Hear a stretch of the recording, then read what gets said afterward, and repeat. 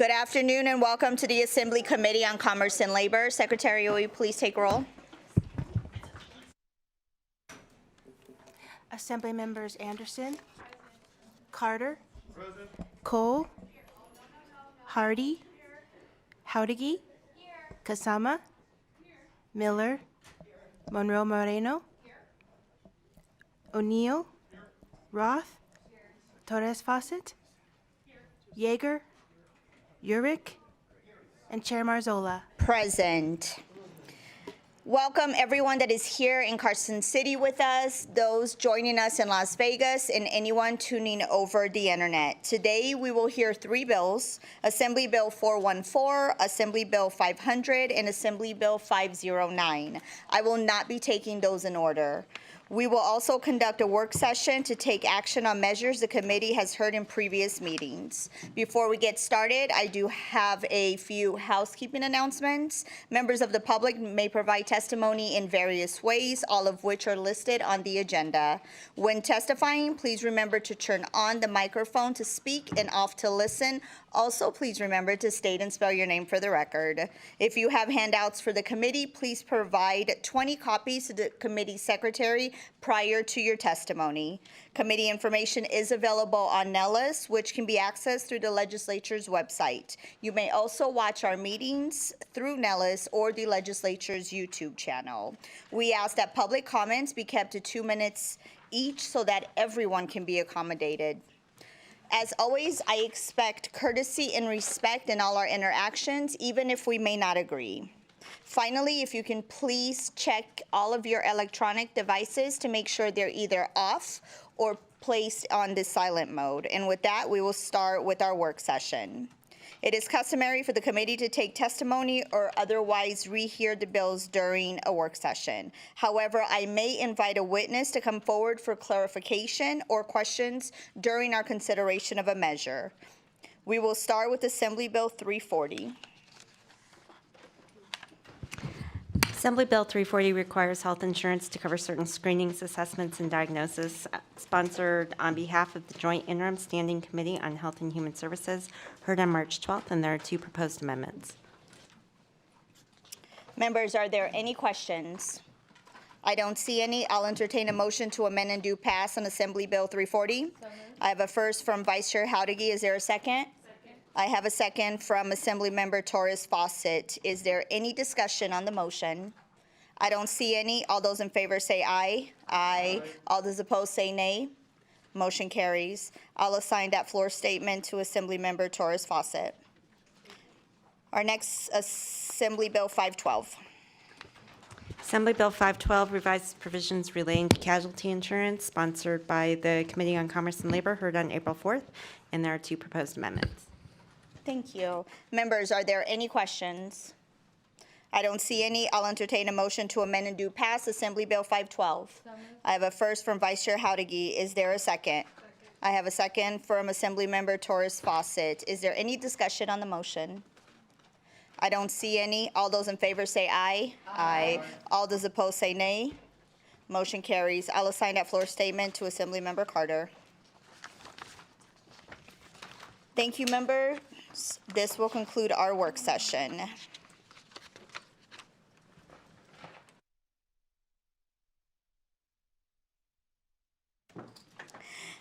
I will now open the hearing on Assembly Bill 500. This measure provides for the licensure and regulation of payment banks.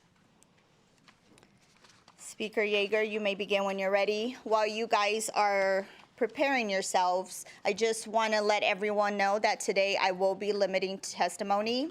We will have 30 minutes in support, 30 minutes in opposition, and 30 minutes in neutral. That will be for every single bill we will hear today. That is 10 minutes here in Carson City, 10 minutes in Las Vegas, and 10 minutes over the phone lines. And with that, Speaker, you may begin when you're ready. Good afternoon, Chair Marzola, Vice Chair Howdigi, and members of the very hardworking Commerce and Labor Committee. I am Steve Yeager. I represent Assembly District 9, which is located in Southwest Las Vegas, and it's an honor to be here this afternoon with a few of my friends to present to you Assembly Bill 500. This is legislation that puts Nevada at the cutting edge of financial innovation We are calling this the Nevada Payments Bank Act. And Chair, I will note, we did get an exhibit over to the committee explaining the legislation that did come a little bit later than I would have liked. So if you haven't had a chance to look at that, it should be on Nellis, and would recommend that to committee members after this hearing for sure. At its core, Assembly Bill 500 is about modernizing how money moves in our economy. For too long, the U.S. payment system has lagged behind our global peers, costing businesses time, costing consumers money, and slowing the pace of innovation. The Nevada Payments Bank Act is designed to change that. This bill creates a specialized banking charter, not the traditional banks that issue loans, but for institutions focused exclusively on payment processing and money movement. These are the companies powering our retail checkouts, enabling peer-to-peer payments, and driving commerce across the digital economy. By establishing a clear, secure regulatory framework tailored to these institutions, Nevada becomes the first, I'll repeat that, the first state in the nation to offer a charter built for the digital economy. And crucially, this charter allows qualified companies to seek direct access to the core payment systems like ACH, FedWire, and FedNow that until now have only been accessible through full-service banks. What does this mean? That means no more costly, slow-moving middlemen just to process a payment. We're giving businesses and innovators a direct path to move money more efficiently, reducing costs, increasing competition, and delivering real savings for Nevada businesses as well as Nevada consumers. Now, what does this mean in practice?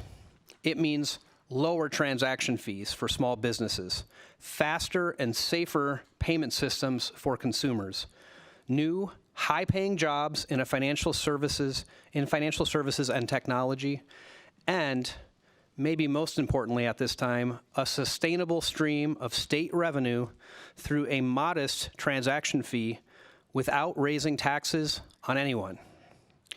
Nevada has always led the way when it comes to regulating complex industries, whether it's gaming, digital assets, or now payment technology. This act builds on that Nevada legacy and will make us a national leader in payments innovation and sets a benchmark for other states to follow. In short, Chair and members of the committee, Assembly Bill 500 is about efficiency, security, opportunity, and getting middlemen out of the way of progress. With that, Chair, and with your permission, I'm pleased to be joined today at the other end of the table by Mr. Brian Wachter of the Retail Association of Nevada, who is going to walk you through the details of this important legislation. Thank you so much, Chair. Good afternoon, Madam Chair, members of the committee. My name is Brian Wachter. I'm the Senior Vice President of the Retail Association of Nevada. And we want to thank you for the opportunity to speak today. We want to especially thank Speaker Yeager for his leadership and support on this proposal. We are here representing and in vast support of Assembly Bill 500, the Nevada Payments Bank. In order to kind of give everyone, I think, a little bit of an overview of what we're attempting, we'd like to show a short video, and then we will walk through the bill, ma'am.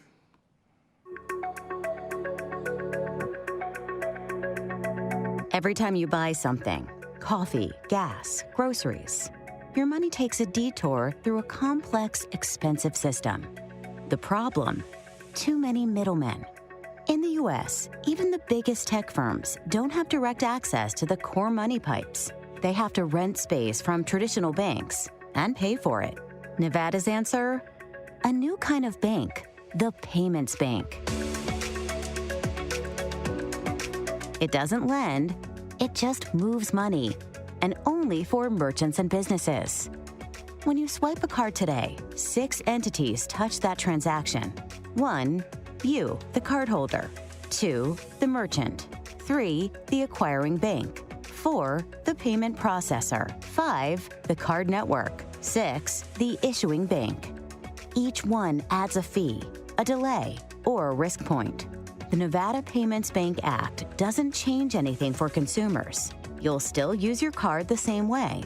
But behind the scenes, it simplifies everything for businesses. Merchants cut out the middlemen. That means lower costs. less risk, and faster payments, and under the same oversight and consumer protections as a traditional bank. Nevada knows how to regulate innovation. We did it with gaming. We did it with blockchain. Now we're doing it with payments. Every transaction processed by a Nevada Payments Bank creates jobs, builds revenue, and strengthens our economy. It's a national solution with local benefits. The Nevada Payments Bank app is a smart bet on the future. Lower costs, safer systems, faster payments. Let's move money better, starting here. As the video makes clear, Assembly Bill 500 is about creating choice, cutting costs, and modernizing our financial infrastructure, and that supports commerce across our state. For too long, retailers, particularly small and mid-sized businesses, have had no choice but to go through layers of intermediaries just to process everyday transactions. These middlemen increase overhead without improving service. Nevada retailers and consumers are tired of paying more for less, specifically today when every dollar is being stretched. The legislation offers a smart path forward, establishing a state-regulated charter for payments-focused banks that can apply for access to the national payment networks that underpin our economy. That means fewer third parties, lower fees, and faster settlements, giving businesses more control over their financial operations and empowering them to invest in growth, wages, and service. Let's be clear, when Nevada businesses save money, Nevada consumers benefit. Reduced costs at the point of sale can help keep prices stable in industries like grocery, fuel, and everyday essentials, where margins are already razor thin. This bill provides a more comprehensive, transparent payment ecosystem with real-world savings for families across the state. And now, ma'am, with your permission, I will walk through line by line all 138 sections of the bill. Or I do have to take a little pride in having one that's got multiple backs on it. But I do want to provide you kind of a summary of the different sections so that you can understand what we're doing. Sections 3 through 29 define the terms and establish the legal foundation for the charter. Sections 30 through 45 outline the powers and responsibilities of the Commissioner on Financial Institutions, including licensing authority, audits, reporting, and the general oversight of the payments bank. Section 41 introduces a 0.0025% per transaction fee on the merchant acquiring activities that can go to supporting state revenues. Sections 46 through 51 establish deposit protections requiring payment banks to either obtain FDIC or private insurance or to post a surety bond and pledge qualifying assets with the Commissioner's approval. These sections also address bonding, letters of credit, and guarantees of support for financial stability. Sections 52 through 54 set requirements for advertising and public-facing materials to ensure transparency and to prevent misleading claims. Sections 55 through 68 govern the internal operations of payment banks, including board responsibilities, governance procedures, and disclosure requirements. Section 70 states that payment banks, with some exceptions, are granted the same powers as other banks, including the ability to engage in merchant acquiring and money transmission, but are expressly prohibited from making loans or engaging in loan-related activities. Sections 71 through 83 specify capital requirements, investment limitations, borrowing caps, and regulatory requirements related to ownership and equity actions. Sections 84 through 96 require regular reports, audits, and permit the Commissioner to take disciplinary action or intervene in operations when necessary. Sections 97 through 117 establish procedures for reorganization, mergers, liquidation of payment banks, and including FDIC-insured scenarios. Sections 118 through 127 add additional consumer protections, including provisions to prevent financial exploitations of older and vulnerable Nevadans and impose penalties for bad actors. And sections 128 through 138 integrate the payments bank into existing Nevada banking law where appropriate.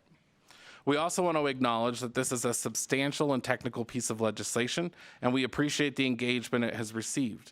We have received an amendment from the Nevada Bankers Association, and we are fundamentally aligned on their request to ensure that FID has the financial resources they need to develop regulations and provide oversight of these institutions. We are still working on the exact language and how that is going to be in practice. We've also had conversations with the Financial Institutions Division, and we are continuing to work through their questions to ensure proper implementation, clarity, and interpretation. We want to make sure that Nevada's strong regulatory traditions are carried through in this charter. Our goal has always been to create a secure, focused framework that enables innovation in payments without adding risk to the banking system and without compromising consumer protection. In short, this legislation levels the playing field, removes costly friction, and gives Nevada businesses the modern tools they need to thrive, while offering real savings and better services to the millions of Nevadans they serve every day. And I'm proud to support this effort on behalf of Nevada's retail community.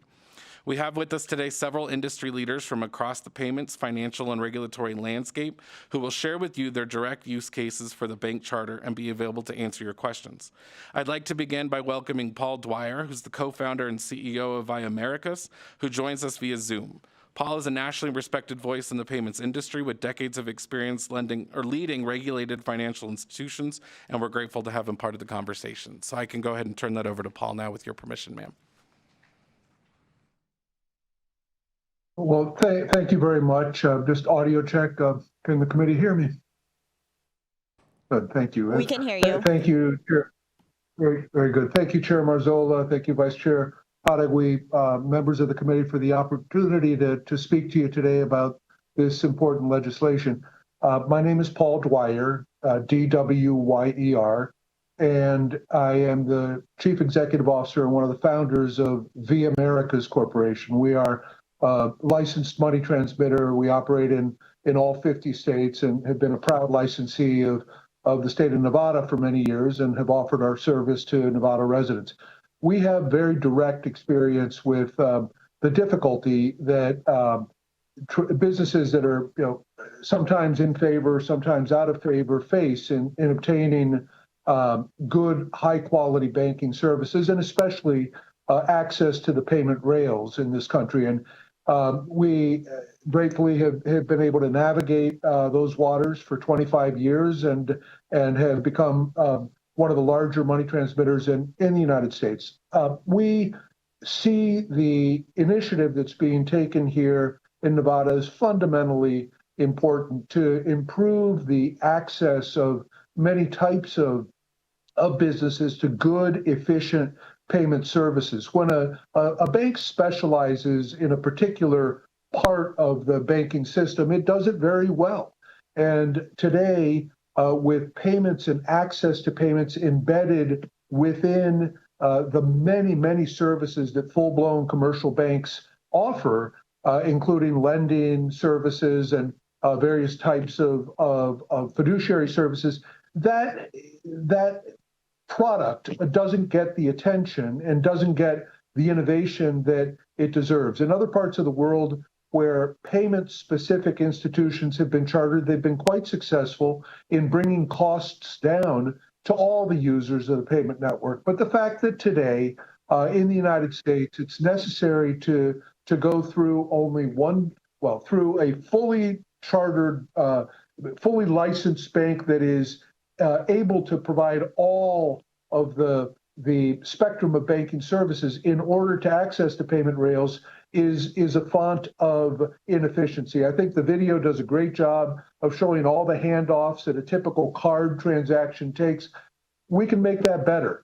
And I applaud the authors of the legislation for bringing it forward, the committee for entertaining it. In my experience, 25 years in a highly regulated industry, this is a much needed innovation, and I think Nevada can play a leading role, and we would welcome the opportunity to be one of the first applicants for such a charter, and certainly an avid consumer if another applicant can do the job for us. So thank you again for the opportunity to speak with you, and I hope that you'll support this important legislation as we do. Thank you.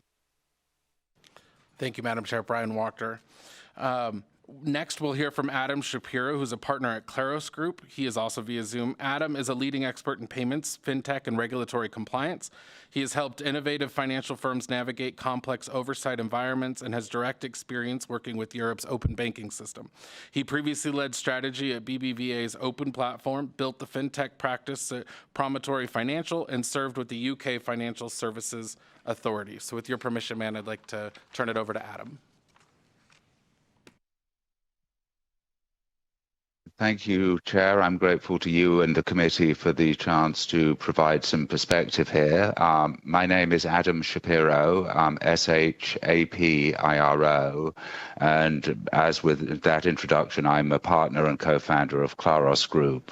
We're a consultancy that helps our clients innovate in responsible ways that align with regulatory and public policy objectives.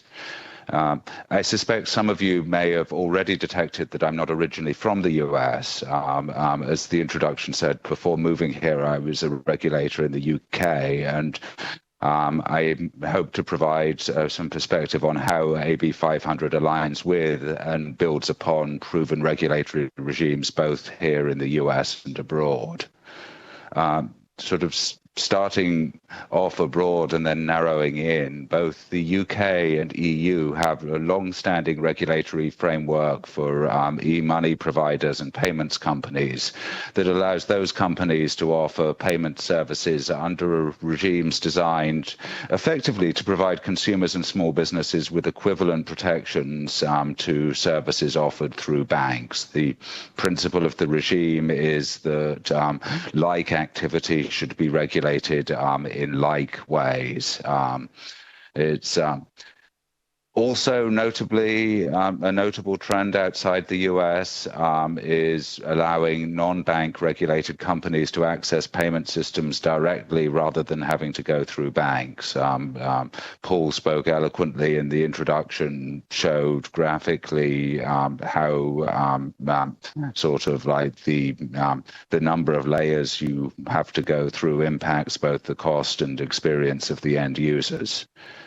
Unfortunately, in the US today, neither of these things is available. Federal standards applicable to money services businesses often differ from those applicable to banks. For example, it makes little sense that money services businesses have different and weaker requirements for customer identification for customers sending payments than banks do. It also makes little sense that federal law prohibits money services businesses that can meet the Federal Reserve standards from directly accessing the payment systems. Therefore, it's unsurprising, perhaps, that in recent years we've seen states as diverse as Connecticut, Georgia, and Wyoming seek to use state bank charters, in effect for different sectors, but always to create a level playing field between traditional banks and money services businesses, such that the same activity is regulated in the same way. From my reading of the bill, AB 500 provides a solution to those issues for payments companies. It offers a more restrictive set of powers than a traditional Nevada bank charter and allows for a tailored regulatory regime that applies well-established principles of banking regulation to the activities that are permitted for licensees. This means licensees will, in effect, be subject to exactly the same standards and regulatory oversight as existing Nevada banks in areas that are applicable to their business.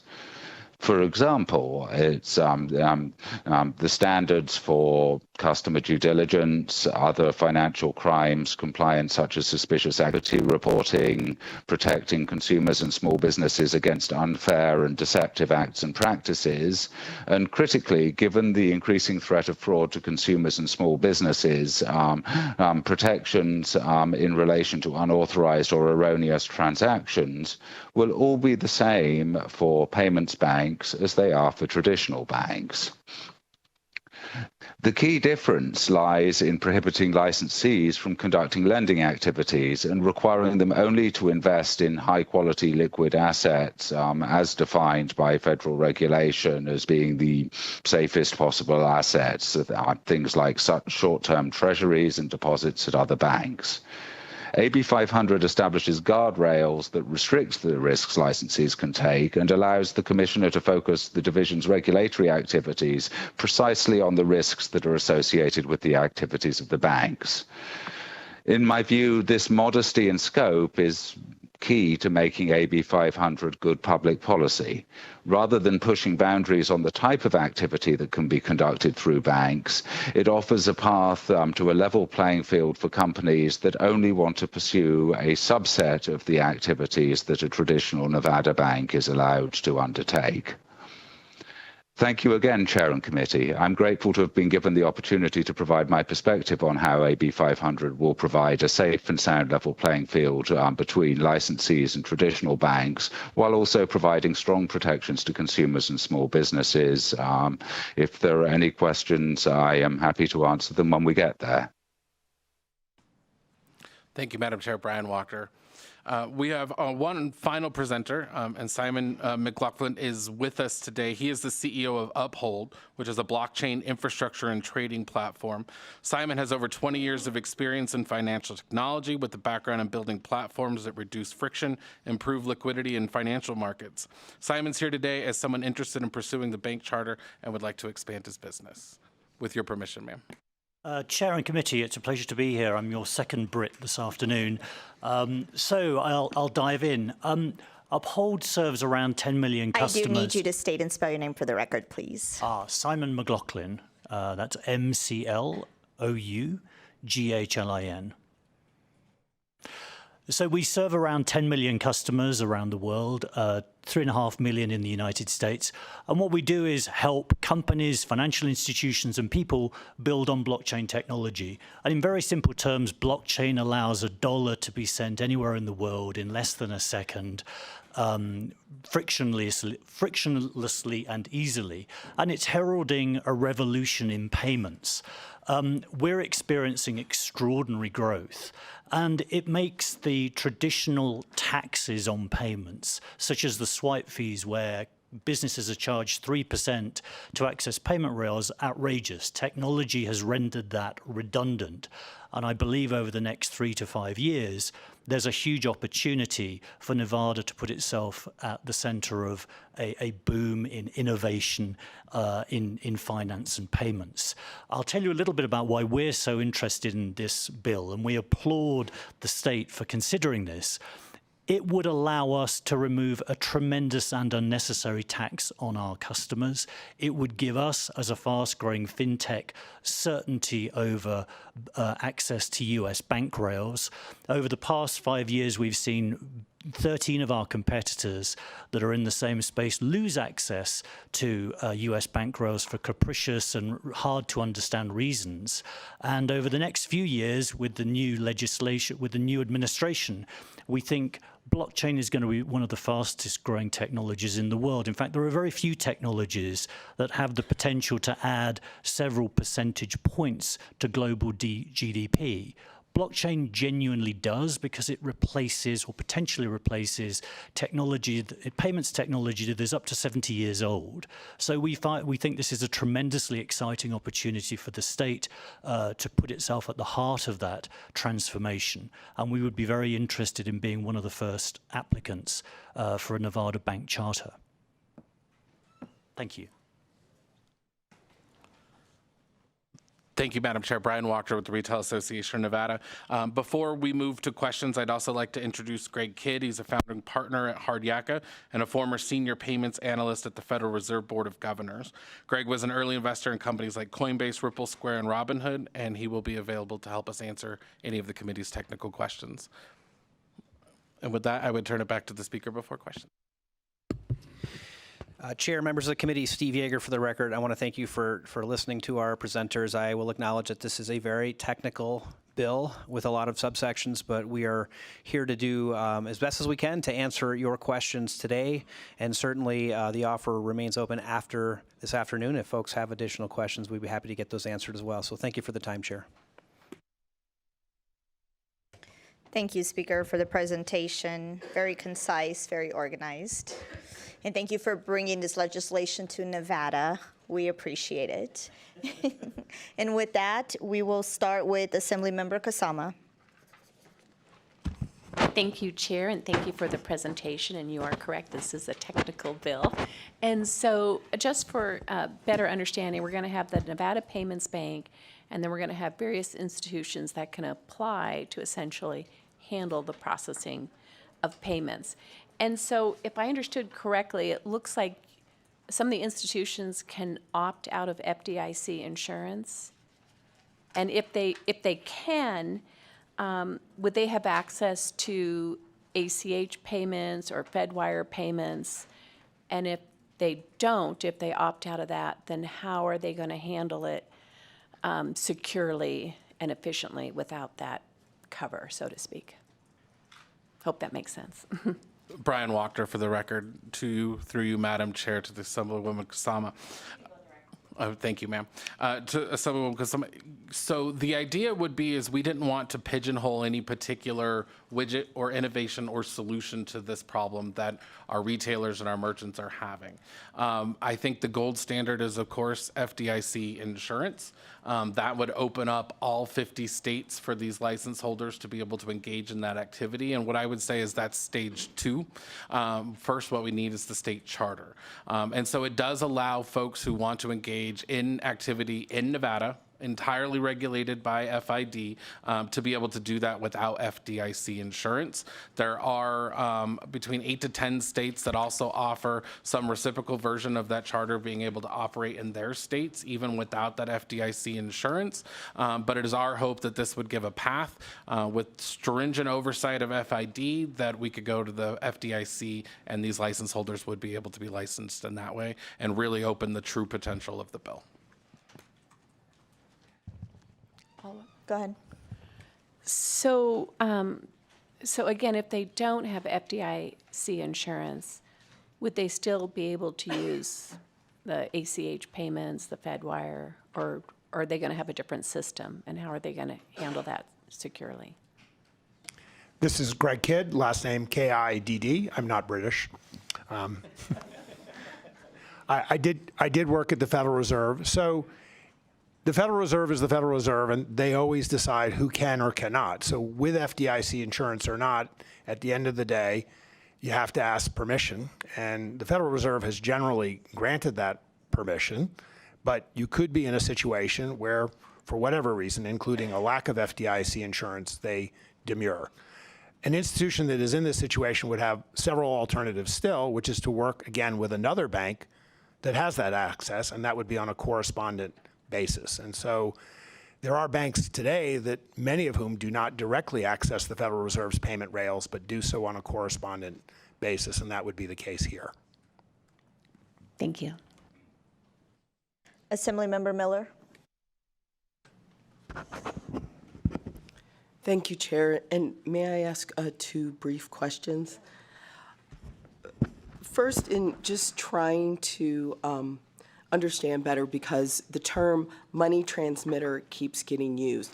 And so I want to ensure, is this an actual bank or is this a money transmitter system, much like a Zelle? So the U.S. has it's Greg Kidd again, same spelling. Kidd. So the U.S. has a dual banking and money transmission system in several regards. First, there's federal and state regulation, which is why we have the ability to do this. And then in the business of money, there is a money transmitter license regime, which is a state-by-state regime. So both the companies that spoke with us today, Via Americas and Uphold, currently have gone through that regime of getting 50 different licenses. And those licenses may be similar or dissimilar, but it does create quite a bit of complexity because how you move money in Vermont might be different than Hawaii. The attraction of having a single bank charter is, even though it's issued by a state, for banking licenses, it allows you to operate across the entire country with one regulatory regime. So that's the big difference. You could replace, for moving money, 50 licenses with one license if it's a banking license, even if it's a state banking license. Okay?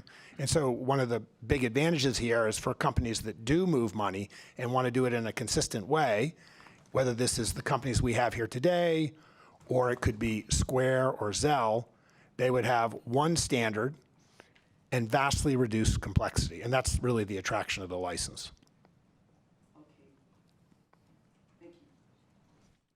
Thank you for that. And Chair, this is where my follow-up comes. So then this is not a consumer bank where there would be personal accounts or deposits at all. This is just for the purpose of businesses transferring money out of state, as you said.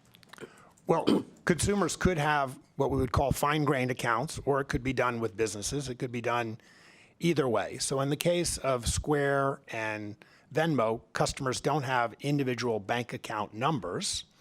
They have a pooled account, one big pot, and then Square or Venmo will know the discrete balances.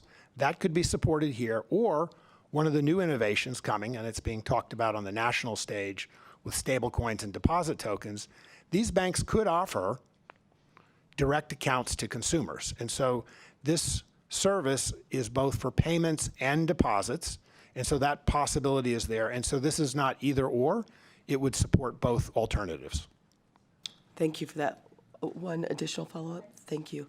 And so with that, because I know there's been questions already about the options to opt in and out of certain regulatory standards like FDIC for one, with this based on the difference between the federal and state regulations, would it be under all the same federal requirements for certain reinvestments into the community, say like the Community Reinvestment Act? Greg Kidd again, still KIDD, yes. And so the things like the Community Reinvestment Act, that would all apply here. So let me be very clear. This bank license is like any other bank license, except you can do less. It doesn't mean you escape any regulatory environment, regardless of whether it's UDAP, which is unfair, deceptive, and abusive practices, Regulation E, which means chargeback protection in case something happened that you didn't authorize, FDIC insurance or its equivalent. It's all of that. It's just that we don't have branches and we don't do lending. So it's just doing less, but for the things we do, it's the full slate of consumer protection guardrails that we have on any other bank in the United States. Okay, thank you so much. Vice Chair Howdege. Thank you, Madam Chair, for the opportunity. And I just had one quick question. It was mentioned during the presentation that in the areas where these banks have been chartered, that they've been very successful, and it seems like cutting out, 2 of the 3 middlemen, or 3 of the 4 middlemen will help save some money for small businesses. And so I just wanted to see if you guys could talk to us about how those savings have been realized in areas where there are these types of banks, payment banks. So what has that meant to small business? Is there any measurable stats that you can share with us, like they've been able to save this much money, and has that been passed down to the consumer? So Greg Kidd again, and I actually already got a bank this year, so I'm the one person who doesn't need this license. And when they asked me, well, Greg, why do you want a bank? And this bank, unfortunately, is in Tulsa, Oklahoma. I'd like to be coming here. They said, why do you want a bank? It's like that line in Citizen Kane, why do you want a newspaper? It's like, well, yeah.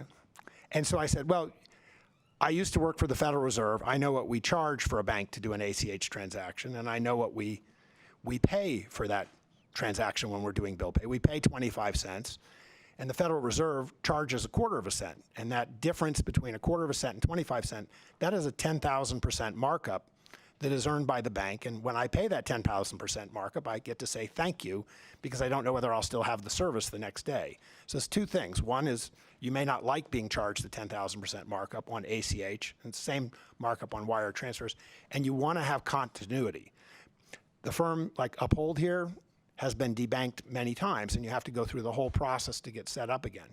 So there's 2 things you're looking for as an innovator and as a competitor. You want to have economic pricing. You don't want to pay 10,000% markups, which you have to pass along to your consumers and businesses. And you want to know the lights are going to be on the next day. It's very hard to have business continuity when you could get debanked or de-risked at any time. So having control over your destiny by having the license yourself solves both those shortfalls. Madam Chair, I apologize. If I might, I think Adam might be a perfect one to talk about from the experience of someone who's had this. Brian Wachter, for the record, I apologize. And so if I might be able to throw it over to Adam to maybe talk about some of the success they've had in other markets and talk about why that's helped small business and consumers. I'd be happy to do so. It's a really good question. One market where sort of an increasing amount of activity out of the EU and UK has been happening at lower cost is international transactions for consumers and small businesses. And you can look at sort of companies such as Wise, formerly known as TransferWise, that have innovated to make transactions not only cheaper, but also sort of simpler for consumers and small businesses to understand. Instead of hiding margin in exchange rates that are weighted against the consumer and small businesses, they are more transparent about their pricing, cheaper. And in fact, we have in the UK seen the incumbent institutions react by adopting more similar practices to compete. Obviously, there are no promises in this area. Market dynamics are complicated, but it's sort of like a good analogy that you may be familiar with from the US would be sort of like the impact of new competitors coming in relation to stock trading that have made it more accessible and in fact made it sort of in many cases free free at the point of trade for consumers to trade, and we have seen incumbents respond. So sort of while sort of cause and effect is always hard here, I feel good that the record of allowing new competitors to come in financial services has in general provided increased competition with benefits that have flowed through to end users. Can I have you state your name for the record? We can't hear you. Adam Shapiro, Shapiro. Didn't realize that I needed to do it every time. No, that's okay. You don't have to spell it every time, but just before you guys start talking, if you can just state, it makes it a lot easier for the committee secretary. Thank you.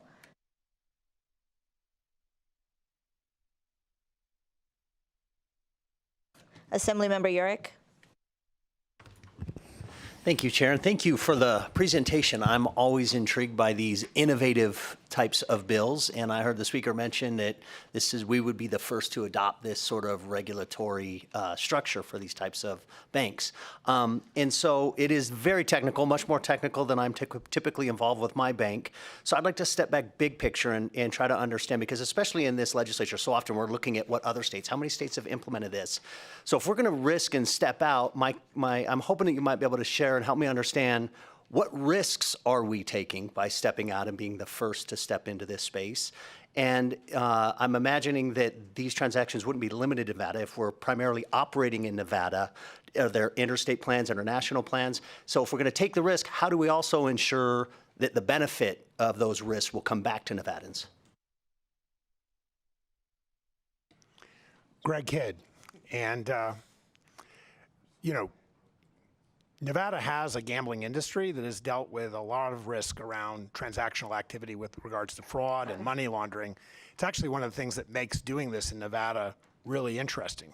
There's a long history here of regulators working with industry to put in place strong controls. And it's one of the things that makes Nevada really attractive to people in the gambling industry, both at the retail and wholesale level, is they know there's loose slots, but they're good odds here and good regulation. And so it's that same thought here, is that there's going to be risk, but what Nevada's really good at is managing risk. And so this is right up our alley. And the idea here is these are not going to be transactions that are just done in Nevada. They're not just going to be done in the United States, but with effective controls, these can be money movements. We've talked about international transfers, but they can even be people moving money between one person in a country and another person in that country. It's going to be in US dollars, though. We're talking about a US dollar institution, but 70% of the economic activity in this world happens in dollars, and this is a foundation that will let us process those transactions not just in Nevada, not just in the United States, but worldwide. And the challenge here and the opportunity is for us to build the best control environment for doing that. That will be a source of competitive differentiation, and it's worth making the investment both by the companies that come here, but it also means that the regulatory environment will require investment. And so these charters aren't going to be cheap. They'll have to be paid for, and it'll be an industry here that is developed just like the gambling industry is developed and become a world-class world leader in the world today. Brian Wachter, for the record, too, I would add, Madam Chair, that that's, in that section 41 is where we put that licensing fee. And so that licensing fee would apply to transactions in Nevada, international, as well as in the U.S. And so it would allow, again, for this national solution that we're hoping Nevada is going to start, all of those fees on those transactions would come and stay in Nevada. Thanks, Chair, for the follow-up, and I appreciate that acknowledgement that there will be some risk, and I guess that's kind of what I'm hoping to understand because I'm not immersed in this industry and I can't fully appreciate what those risks. I'm sure you've thought through some of them. Can you share with us some of what those risks might be? And then I appreciate, Mr. Wachter, the response that these fees, these transaction fees will come back and financially benefit. Do we anticipate the creation of jobs, any like brick and mortar buildings and people here working again? If we're stepping out, are we going to have local Nevadans also receiving the potential benefits? So understanding those risks and then anything more than just fees. And I think Adam meant Greg Kidd. And Adam spoke to this before. Currently in the United States, there's a differential in terms of the risk controls, identity controls between the money transmitter regime and the banking industry. And basically the banking industry will be an upgrade. And we're looking to basically upgrade to a consistent level of standards, identity, controls around chargeback, all the types of abusive behavior. So we're looking to bring that up to a bank grade and an American bank grade, and for Nevada to be a leader in consumer protection and these also compliance controls. And so, again, I'm going to harp back to the gambling industry. Some other states and other countries might look askance at that. But basically, when there's smoke, firemen run toward it, not away from it, and they have to have the right tools. And so this is really about investing in Nevada, and to mention those jobs, there's going to be a whole slew of high-paying jobs here in risk and compliance management. There'll be a technology component too, but the operational aspect of this is making Nevada into a world-class fintech leader and doing it at a bank grade. So if you think about things Nevada's already known for, the gambling industry, the mining industry, this is really a third leg for Nevada to basically put itself on the map as a leader. Assemblymember Torres Fawcett. Thank you, Chair, and thank you for the presentation. I'm getting to hear from so many people that work in this field. My question is in regards to the FDIC insurance. I recognize that that's pretty much an expectation right now. And so what would be the impact if one of these banks were to collapse and they don't have FDIC insurance? So there are alternatives to FDIC insurance, and we've talked, and the bill mentions both various forms of bonding, et cetera, whatnot. And folks that are from the money transmitter industry are already familiar with those. That's how the money transmitter industry works. In fact, today, people that have a Square account or a Venmo account, they don't have FDIC insurance. Or people that send money with Western Union or MoneyGram, again, they don't have insurance. And so we're looking to bring that out of the forest and into this world where we believe the FDIC will want to insure these deposits just like any other. Remember, FDIC insurance is something banks pay for. We pay for that. It is an insurance policy, and really it is the gold standard right now of insurance. There are other alternatives, but we believe that most banks, if not all banks that have this license, will seek it. What we don't want to do is create a situation where if you don't have FDIC insurance, you're just out of the game and you can't innovate, because that would give sort of the FDIC essentially a trump card to basically veto banks, and it would basically undermine Nevada's ability to have its own licensing chartering authority. If you had to have FDIC insurance, it would mean the FDIC is the ultimate determinant of who has a bank license. And this has become an issue between federal and state government. And here's a situation where we're really looking to not encumber Nevada's ability to have chartering authority by essentially turning that over and ceding it completely to the FDIC. So we make it an option, not a requirement, and we specify alternatives. Brian Wachter for the record, Madam Chair. I would also add that FID here in Nevada gets to make the determination that those deposit protections are sufficient to be able to meet the needs and the activity of the particular licensee. So it's kind of a twofold double check, is we're going to have FID is going to have to go through all that and make sure that they feel comfortable that Nevadans are protected, and then as well as that second layer on the federal side. May I add on, Adam Shapiro?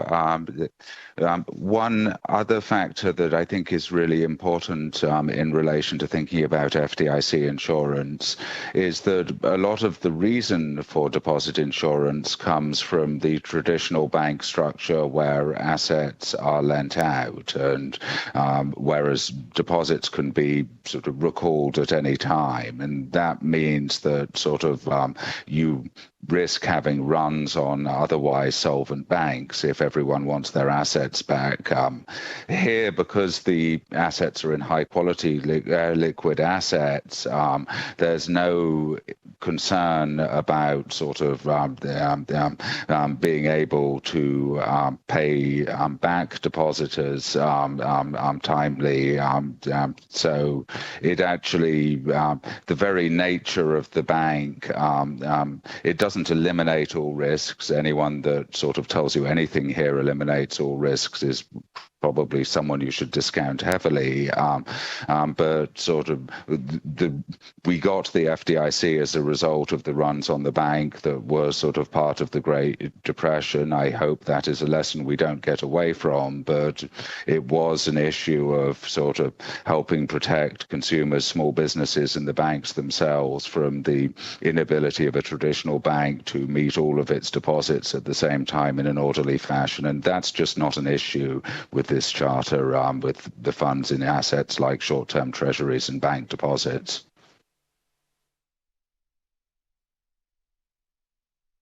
Assemblymember Cole. Paul Dwyer here. May I add one other quick comment?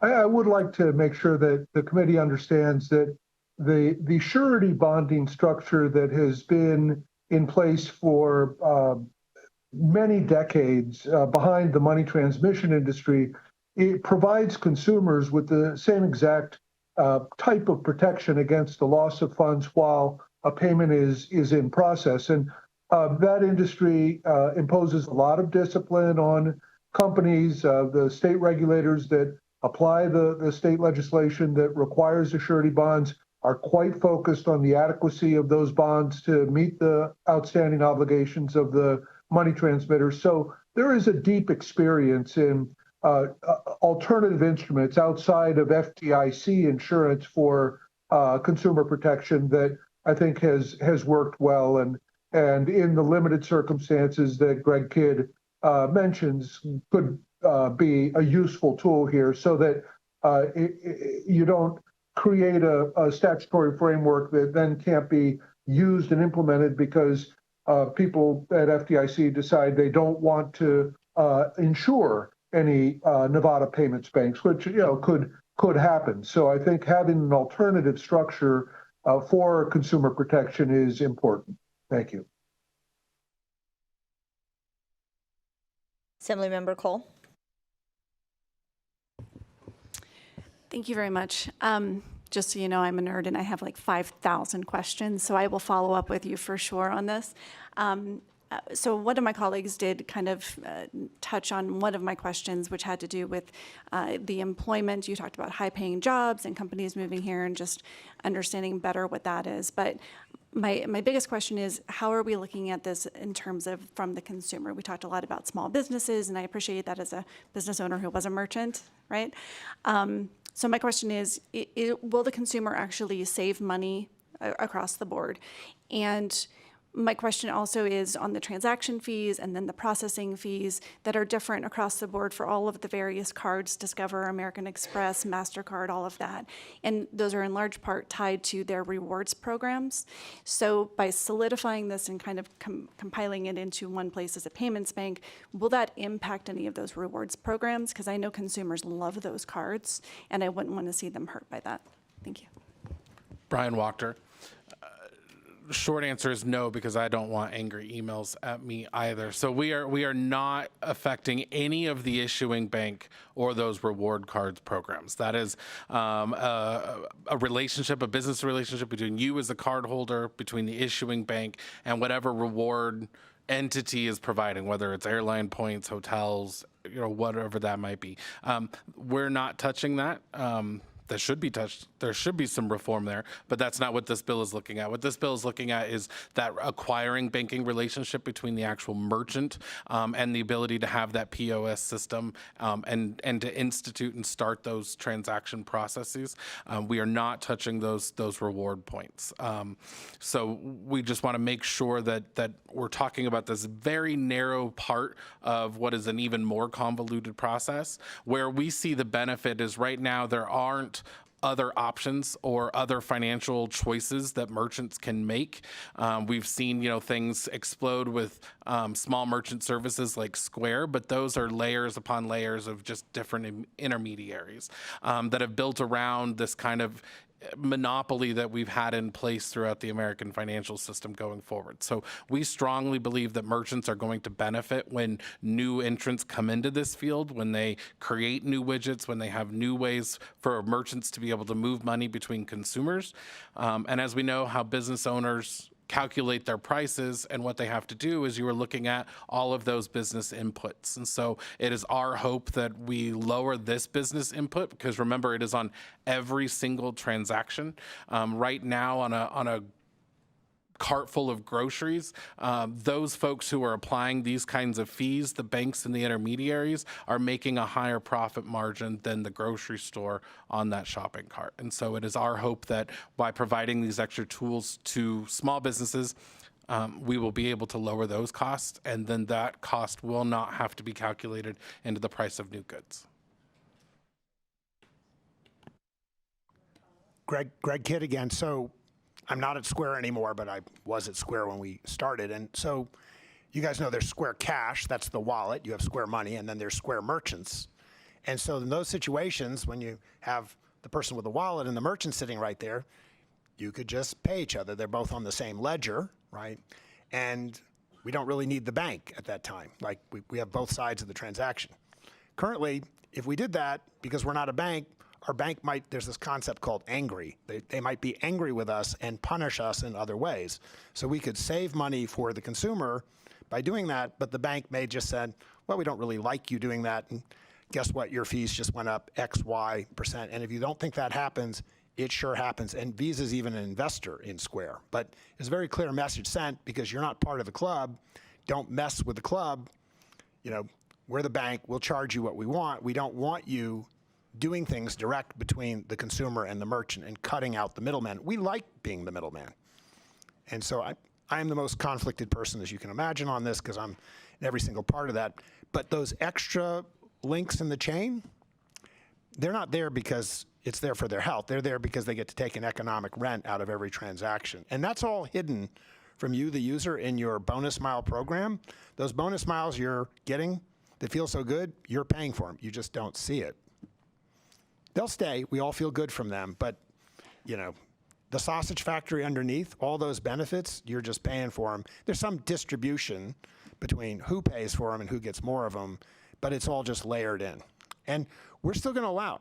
Does anybody remember green stamps? Things like that can come back, but that was just direct between the merchant and the consumer. There weren't a bunch of banks in the way. This will allow those types of innovations. You'll see a lot more innovations like bonus miles and rewards points that don't have to go through a channel that does work, which is the bonus miles you earn on your card, because there's other ways to run a reward program. And those have been very successful historically, and we expect some of these payment banks to innovate in that realm as well. I very much like that we have on the record now from somebody other than me that nothing is for free. There's a cost to it somewhere along the supply chain. So I guess my question is, or my follow-up is, the consumer won't necessarily feel a direct change in their pricing with this unless the merchant is the one who's actually reducing their fees. Because I know for me anyway, as a business owner, there were times when we talked about having that person cover the fee, whatever that fee was. So I guess that's my overall question. Brian Wachter. I would think the biggest thing is we'd probably get rid of those 35-cent added charge signs that are on like gas stations and stuff. Is the idea would be that that wouldn't be something that a business owner would have to recuperate. They would be able to put these processing fees into their prices without having to charge additional layers or surcharges on top of that. No, for the consumer, we don't anticipate that it'll feel or be different when you are transacting, but we believe that over time you're going to feel it because we are lowering a cost input into those merchant fees over time. Assemblymember Monroe Moreno.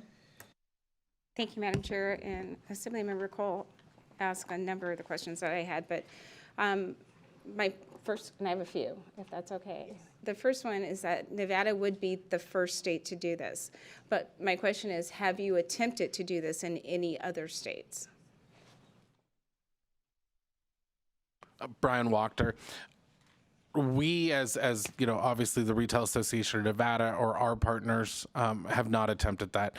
There was an attempt, from my understanding, in Georgia, and I'll be honest, we did not feel that Georgia capsulated what we were trying to accomplish here in AB 500. It's also my understanding that that Georgia law isn't being utilized because it was written in such kind of a narrow scope. And so Nevada would be the first one that's actually come out and had folks who want to come get the license and start operating in Nevada. And so Nevada would be the first there. We're not the first, certainly, to create special charter banks or the first one to create specialty banks in terms of those that get really good at specific things. But in Nevada, we would be the first ones to say we want to empower a bank that is just about payments and is just about meeting the challenge of what we are going to find are new financial tools and how can we make sure that we're regulating them in a way that makes that money faster and easier to move. Thank you for that. And then you mentioned the $35 fee that we see in different places. What do you think the fee would be moving forward if this were to happen? What would that savings to the consumers be in real dollars? Brian Wachter, I appreciate that, ma'am. I think it's hard to know exactly to be able to say, oh, you're going to have X amount that each consumer is going to save, just because every single business input for every single one of our 8,600 retailers in the state is going to be different. And so it's going to be hard to say this is what we're anticipating. What we can say is those fees now range anywhere from 2 to 3% for most of our smaller retailers. The cost, as Mr. Kidd said, is 0.25% to actually facilitate the transaction. The rest is just in markup. And supposedly it would be for those banks to kind of recuperate their operating costs. What our hope here is by narrowing that bank, we are actually also narrowing the operating costs of the license holder. And so because you aren't having to be a full-fledged, full-service bank, we're hoping that it will actually be cheaper to operate those licenses, and that cost savings would then also be passed along to those merchants. Okay, that doesn't give me a lot of comfort. We're hoping that it will, but there was a lot of talk about jobs. Give us an idea of what those jobs would be, like more detailed. And then do you feel Nevada currently has the workforce for that, or is that something we'd have to train up to? Then my last question is going to be personally for you, Mr. Kidd, because of something you said in your last statement. Greg Kidd on the job front. And so, again, this builds on experience you already have from the casino industry with just understanding whether fraudulent or money laundering transactions are going on. It looks very similar to those types of of jobs. Also, there are situations where people, when they process a lot of transactions, they don't go through, they bounce. And it's like when there's overdraft or chargebacks. And so that's a particular type of customer service as well. Those jobs would likely have a locus here. And that would be a growth in those types of service centers and expertise skills. So that's on the job point. And sorry, there was a second question on, Brian Wachter, for the record, ma'am. Your next question, I believe, had to do with whether or not we had the jobs or the skills here, I think, Nevada, to meet it. We do have excellent programs at UNLV and as well as UNR in banking.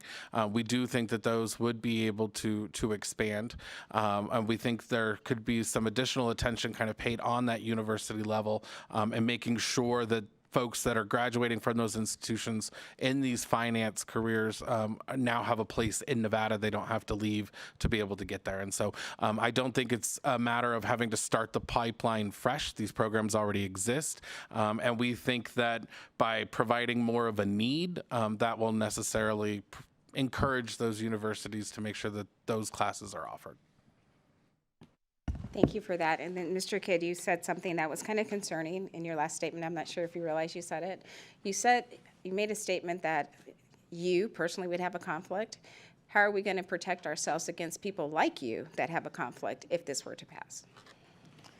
Well, I mean, I have a conflict because I already have a bank license. And so some of the banks that are there aren't many banks that like more competition. I had one of my co-bankers came up to me and said, Greg, have you heard about this charter in Nevada? We got to stop that. We already have our license. We got to build a moat. But I really want to see what happens when there's just innovation generally. And so I am conflicted because I was lucky enough to get a bank charter. There were only about 2 bank charters that were issued to fintech companies during the last 4 years of the Biden administration. There used to be a time in this country when there were 50 to 100 new bank licenses a year. But after 2008, basically innovation in this industry has stopped. And this is a chance to turn the taps back on. There's been some favorable wins at the federal level about this, but they're looking to the states to take leadership here. It just happens that we got started on this, early, before the election, and so we just simply have a great alignment of planets. We do think that innovation is going to come from the states, and we are going to see the taps being turned on again, and the U.S. will again be an innovator in these financial systems. Because currently, right now, we're running on technology that's 50 years old in a regulatory environment that is that old. And I think there is a belief that the U.S. should be a leader in this industry. We can be, and we will be. And Nevada is a place that could lead it. So I am conflicted in that I already, but that's in Oklahoma, and I'd really like to be in Nevada. So I'm not that conflicted. So I guess the answer would be in the regulations process, what we do to protect Nevada. Brian Wachter. Yes, Assembly Member. The FID would be fully empowered to make sure that there are those safeguards in place. If that needs to be strengthened in the current language, we are certainly open to that. I don't certainly want to speak for the speaker, but we would want to make sure that those are full. I think we are looking for very strict, very heavy regulations. We want to be able to prove to others, especially companies internationally and in the U.S., that Nevada knows how to regulate these services and that we are doing so in a way that will remove that kind of doubt from the system, ma'am.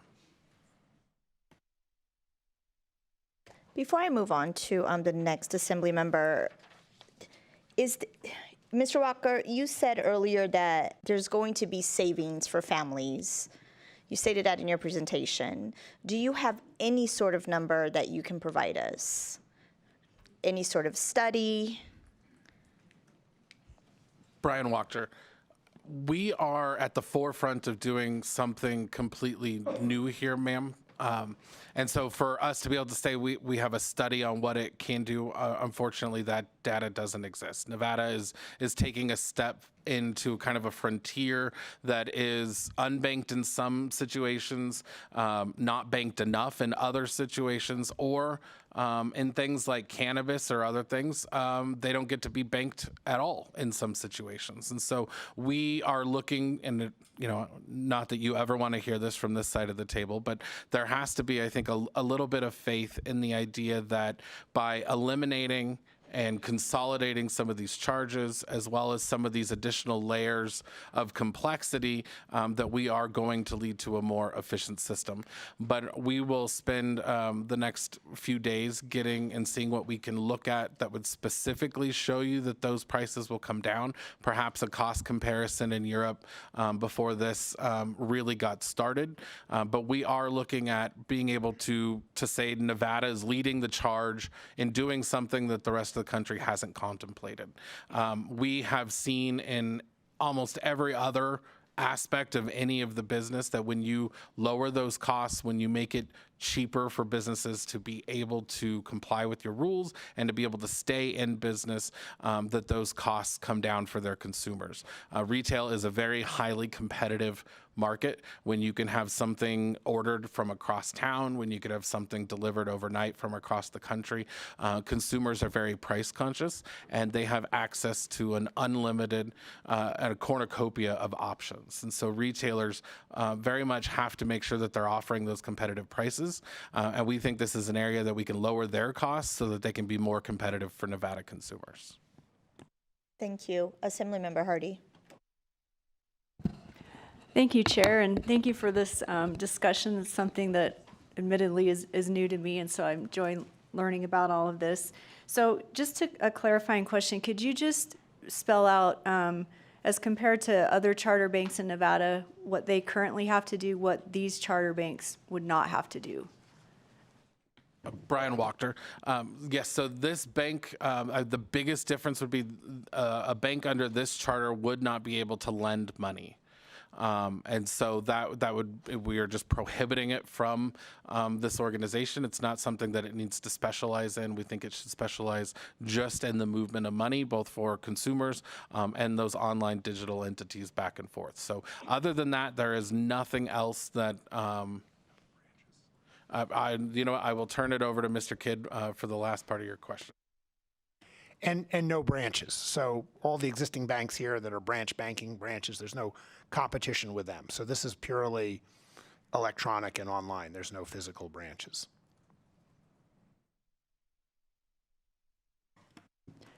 Okay, thank you. And then just, I'm trying to sort out, just as you're talking, and just different things recently that have happened. I understand there was a Silicon Valley bank that, from what you're talking about here, I don't know. This isn't my wheelhouse, so I'm just trying to, they didn't lend money. They were just in investments and things like that. So is this model different than that situation, like more guardrails and more, assurances and things like that? If you could just maybe talk about a little bit about if that's different or what is different, I'd appreciate it. Greg Kidd. And again, so Silicon Valley Bank, it did do some lending, but you're right. It primarily was just taking money and investing it, which is what we're talking about here. But they did make a boo-boo. The money that they took in might have had a duration, the time that it's with the bank until it goes back of maybe 6 months to a year. And they invested in basically mortgage-backed securities and other long-term investments that lasted 30 years. And so if you mismatch your investments, it's kind of like, it's kind of like going to the casino. It's hoping that the interest rates on the ones you lent too long and the ones you went too short, that there's a difference. And if the difference goes against you, you can blow up. And so in this case, payments banks aren't meant to go to the casino, even if we're in Nevada. And so the duration of the investments, and this should be looked after by the regulatory regime, should match the duration of the deposits. Otherwise, you're taking balance sheet risk, and that is frowned upon. That is not what a payments bank does. Payments bank is just basically managing money, just going through on the flow. They're not playing with the balance sheet. So this is not only not a lending bank, it's not a balance sheet mismatch hedge fund kind of play. That's not what payments banks do. And I think you'd find the same thing with the money transfers, the other folks here. You don't go to the casino by mismatching the duration of your deposits with the duration of your investments. And that's really the lesson of Silicon Valley Bank. And hopefully no banks are making that mistake now today.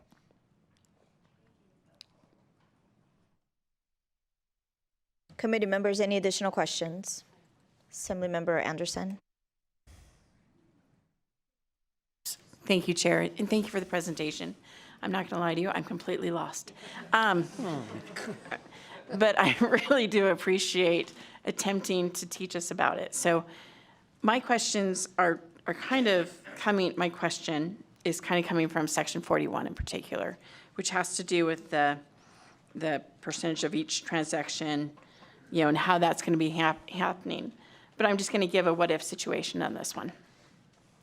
Can the state of Nevada utilize this bank when we are attempting to maybe give out food stamps? Are we able to do so? Was that something that could happen? Yes or no, I think.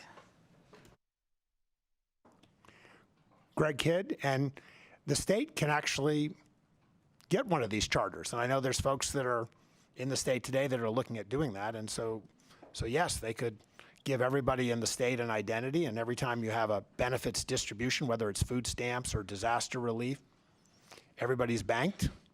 There's no question. There's not a reason this has to be associated with high-tech fintech banks. There's something called the Postal Banking Act, which would look to take rural post offices and make them the branches. And anybody under this scenario, if the state so chose, could bank everyone, and you could just walk into the post office and get your money right there. So this would allow the state to go direct potentially to every person in the state. Thank you. So let's just say that you have, because this is something that really drives me crazy, let's just say that there is a 16-year-old who is currently getting money because they are a foster child, and they have to use the cards that we currently use for them to be able to get from where they're living to school or to a store, and then they get charged $8 for every single time that they use that. Would this be an item then that we would bring it down to the amount, the percentage that is being listed in section 41, or is that a different situation? And I realize that this is very much a what-if situation, but I think that's part of my problem, is right now this is so up here, and I'm trying to look at right here. So I need that clarification if possible.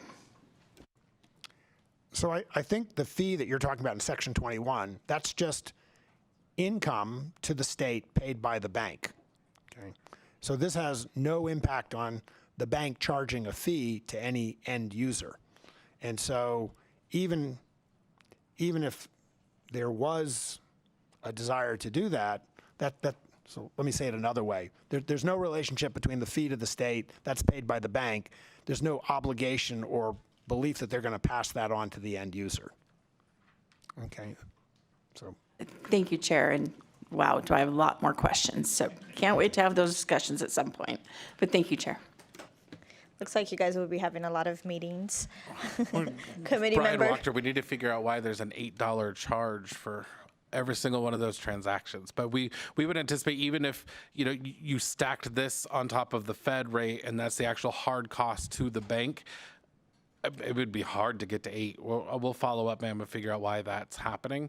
And we are exploring conversations with the Secretary of State. He has a bill in the Senate on how we can lower these fees for Nevada, whether it be SNAP or through the DMV or something else. Nevada is also paying a lot of these fees. Assemblymember O'Neill. Thank you, Chair. Very interesting presentation, but I'm not sure I still understand where it's going to save me or reduce any costs, but I have faith. But here's the interesting part. Since this bank will be chartered in Nevada and is very limited except to process transactions, as you may know, I know as Mr. Watcher knows, we have cannabis sales that have to be in cash only because the federally insured, those banks cannot process it. So could those transactions, could we actually go to using this payment bank as the solution to that issue, so we actually know how much money is being transacted?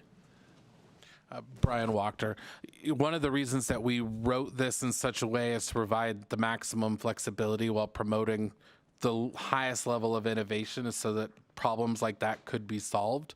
One of the key reasons why not mandating that FDIC insurance is for some industries, I think the one that you just mentioned, their relationship with the federal government gets trickier.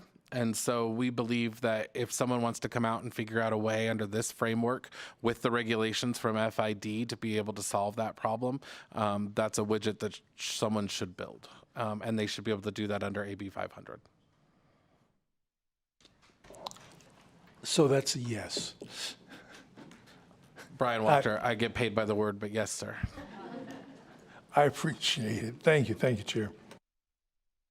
Committee members, any additional questions? I don't see any. I just have a couple. And because I'm also trying to wrap my head around and have faith of this great idea that we have in front of us. So we're not going to have any local branches, so no brick and mortar. Will everybody be working from home? Can you walk me through what that looks like? So so my question is twofold. Walk me, or the committee, what that looks like, and also, is the process secure? What kind of network are you using? Brian Wachter, I will answer the first question, and then I will turn the second over to somebody else. What we are looking at, and to kind of walk the committee through that process, and I apologize, my brain is going, can you repeat the first part of your question, ma'am? So. Yes, are people going to work from home? Brian Wachter, your favorite answer, ma'am, I don't know. Especially because what we are allowing here is for companies to figure out how to do that. So there wouldn't be any requirement to work from home. There is a requirement in the bill that you have to have a presence in Nevada. We, again, didn't define that because we don't want to exclude someone who perhaps can't move a global headquarters here. But there is an expectation in the bill that you will have a presence in Nevada. Is that going to be an office tower full of financial corporate workers? I don't know, ma'am. But we would want to be able to provide these licensee holders with the most amount of flexibility as sanctioned by FID to be able to make sure that those costs are very limited on those banks. So we wouldn't want to put a requirement that there has to be rent or property or whatnot that goes into the operating costs of those banks, because the idea is to be able to create the most efficient bank possible. So they could have workers, they could be working at home. We would certainly anticipate that there would have to be Nevada workforce. I don't know that it would be limited to just Nevada. That was going to be my third question. So thank you for answering that. Greg Kidd, and on the second question, unfortunately, the U.S.'s bank core systems that are used by traditional banks today are also 50 years old. These banks may use those cores, but there are new alternatives, like blockchain alternatives, and I do envision, I can't guarantee, that some of these banks will build since it's only deposits, there's no lending, there's really a monoline of products that could be very easily built on a low-cost ledger, which is what blockchain is all about. I'd be surprised if some of the applicants weren't planning on building their ledger on top of the blockchain, and that is one of the sources of cost reduction, is to build on the newest, latest technology as opposed to just doing something that's 50 years old. Thank you. Okay, last chance, committee members. Any questions? Assemblymember Cole. Okay, you brought the blockchain thing back up. So my question is, will those data centers be located in Nevada? And do we have enough power to supply them? So the way the blockchain works is that, Greg Kidd. So the blockchain, generally, the servers are all over the world. So they can be here, and they tend to gravitate to where there's low, cheap power. Has anybody seen any sunshine in Nevada? So there's absolutely no reason why the centers wouldn't be here. But the way blockchain works is they can be distributed anywhere in the world. So that is one of the features. It's not a bug. It's a feature of it's what makes them so resilient as well. Thank you, and thank you for the presentation. I will give you guys a couple seconds to move out of your seats, and we will move to testimony in support of Assembly Bill 500. Is there anyone here in Carson City that wishes to testify in support? Please remember to state and spell your name for the record. You each have 2 minutes. Good afternoon, Madam Chair. For the record, Trey Abney, Trayabney, here today representing the small business job creators of NFIB. Please, Madam Chair, don't ask me to explain the bill. I feel dumber after all of that. But I do know what I can explain is that one of the primary complaints of small business owners is these transaction fees, credit card fees, et cetera, et cetera. And Mr. Walker mentioned earlier about the two different prices you see on signs. So if this is a way forward, there's federal legislation that hasn't moved very much in the last couple Congresses. If this is a way forward, then we certainly at least would like Nevada to explore that option. So I want to thank my friends, the Speaker and Mr. Walker, for bringing this today. Thank you. Good afternoon, Chair Marzola and members of the committee. For the record, Miranda Hoover with 3C House and also the state executive for the Energy and Convenience Association of Nevada, representing all gas stations across the state and our 1,500 convenience store members also across the state. I would like to add a couple data points for you all, and these come from a worldwide consultant that deals specifically with credit card processing. And they estimated that in 2023, there was $100 million that the state of Nevada paid in credit card processing fees alone. And that is based on the average 1.5 to 3.5% that every business pays. We do expect, based on just some quick data crunching, that if we can reduce even 3 of the middlemen in this entire puzzle, we have the opportunity to reduce credit card processing by even upwards of 50%. That's $50 million. And I'm also very excited today to introduce both the president and the vice president of our Energy and Convenience Association of Nevada here to represent their individual businesses. And with that, I will throw it over and appreciate your time. Thank you, Madam Chair. My name is Kyle Call, C-A-L. I am with Maverick and also the ECAN, the Energy and Convenience Association of Nevada. I'm grateful for this bill and you guys for this consideration. As a retailer here in the state, last year we spent over $12.6 million in credit card processing fees just for the state of Nevada. So it's a big expense for us just behind our investment in our labor. So I appreciate the opportunity to look at another option as another way to kind of perform the credit card processing fees. So I appreciate your interest. Good afternoon, Madam Chair, members of the committee. My name is Ryan Leonard, Government Affairs Advisor at Southwest Gas. We want to thank the Speaker for bringing this bill, and we appreciate the benefit it may be able to provide to our customers. Thank you. Thank you for your testimony. Is there anyone else in Carson City wishing to testify in support? I don't see anyone. Oh, sorry. You may begin when you're ready. Thank you. Good afternoon. For the record, I'm Mackenzie Campbell. I'm representing the Energy and Convenience Association of Nevada as the Vice President in Mansfield Oil. I am a Nevada native, and growing up, my family owned businesses, small businesses, so I support you.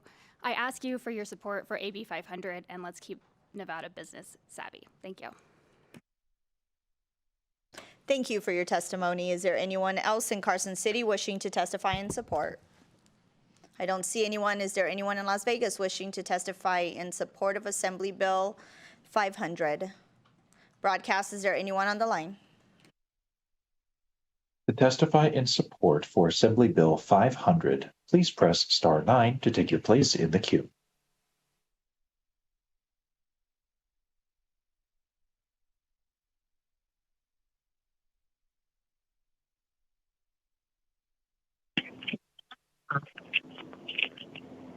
Hello. Go ahead and state and spell your name for the record. You may begin when you're ready. Sure. My name is Kristen Corral, Kristen Corral.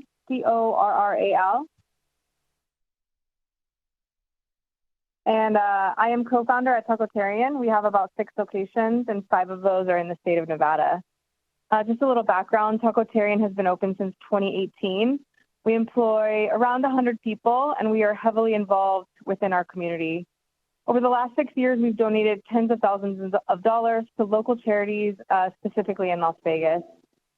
I just want to talk a little bit about restaurants operating on extremely thin margins right now, typically between 4 and 8%, according to the national average. The last few years, it's been increasingly difficult to make a profit at all, with inflation, raising wages, and increased cost of doing business. For us, credit card fees are an extremely large expense, upwards of 3% for most small businesses. Most of our customers pay using some sort of credit card. I don't have an exact number, but most of our orders are subject to a credit card fee right now. I would say 60 to 70% of those. It's easy to think that these fees could just be passed on to our customers or consumers, but you have to remember that consumers are also facing increased costs and inflation, so it's unfair to continue to pass these costs on. I feel this bill could allow a lower cost option for Nevada small family-owned and independent restaurants to accept credit card payments and make a real difference to the bottom line. I appreciate your time. Thank you. Thank you for your testimony. Broadcast, is there anyone else on the line?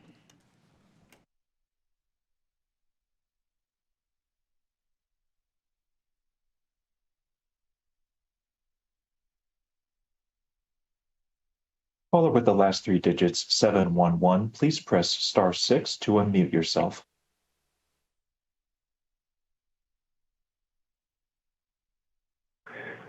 Good afternoon. My name is Andy Phillips, Phillips. I bring over 42 years of experience in the payments industry. Currently the founder and CEO of a company called Click, a leading fintech company that will process in excess of $30 billion in consumer payments this year. Throughout my career, I've often envisioned a future where payments could be processed without the burdensome requirement and corresponding costs of securing sponsorship from a financial institution. Today, fintech companies like Click are held to many of the same regulatory standards and audits as banks. Our infrastructure is built with safety, soundness, and compliance at its core.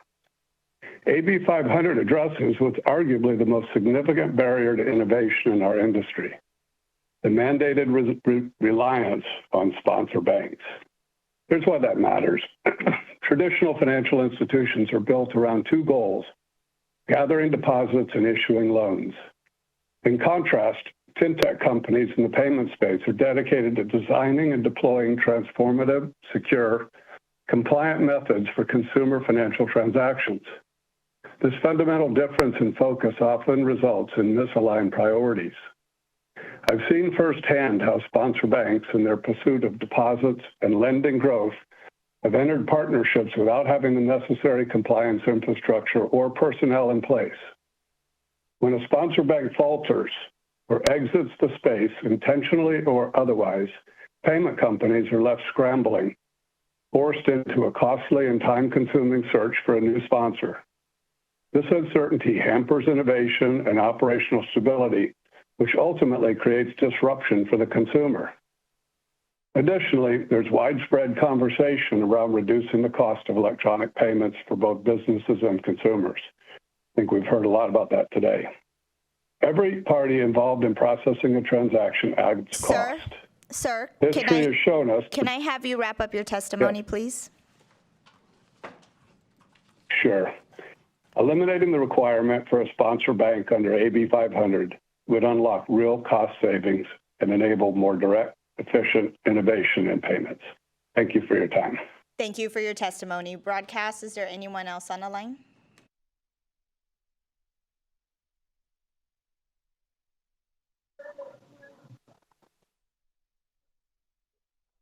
Hello, my name is Ben Milne, M-I-L-N-E, and I'm here in support of Assembly Bill 500.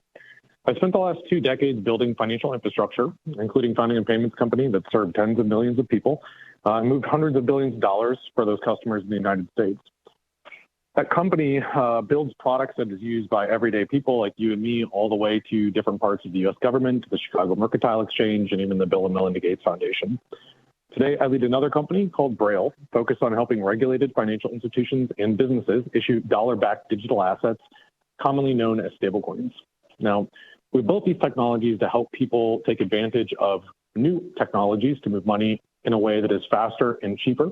We hold a money transmitter license in Nevada for the purpose of servicing businesses in the state, as well as complementary licenses all around the United States.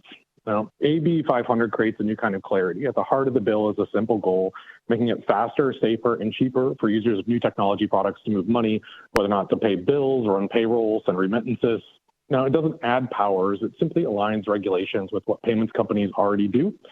Move money, not lend it. One of the biggest challenges for modern financial innovation is that the cost of moving money through traditional payment systems remains very high, especially for new companies. Another is managing the complexities of insurance coverage as funds move. And this bill helps solve both those problems. It creates a pathway to reduce costs and a pathway to expanded insurance coverage for new financial products. That feels like smart policy to me, one that balances innovation with safety. Thanks for having me.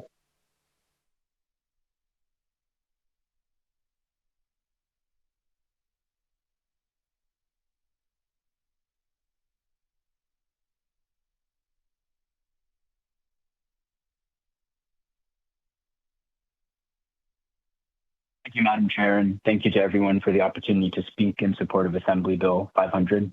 My name is Amit Kumar, Kumar, and I'm the CMO at The Sandbox. The Sandbox is one of the biggest blockchain games in the world, with a user base both within the United States and globally. Games in themselves serve as marketplaces with their own microeconomies. The transactions within The Sandbox occur on the blockchain, with the primary currency being our token, Sand. This enables us to serve and facilitate transactions to users around the world. Sand reached a $1.3 billion market cap at the end of Q4 2024. We work with over 400 partners, often within the entertainment space, to launch games and digital collectibles in the Sandbox. An upcoming partner includes Cirque du Soleil, and other partners include Warner Music Group, Snoop Dogg, The Voice, and many more.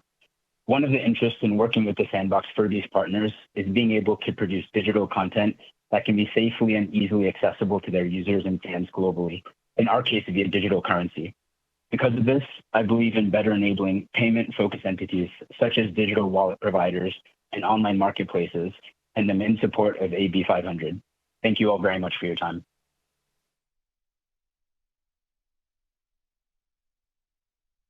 Chair, the public lines are open and working. We have no more callers choosing to testify in support at this time. Thank you. We will move to testimony in opposition of Assembly Bill 500. Is there anyone here in Carson City that wishes to testify in opposition? Please remember to state and spell your name for the record. You each have 2 minutes.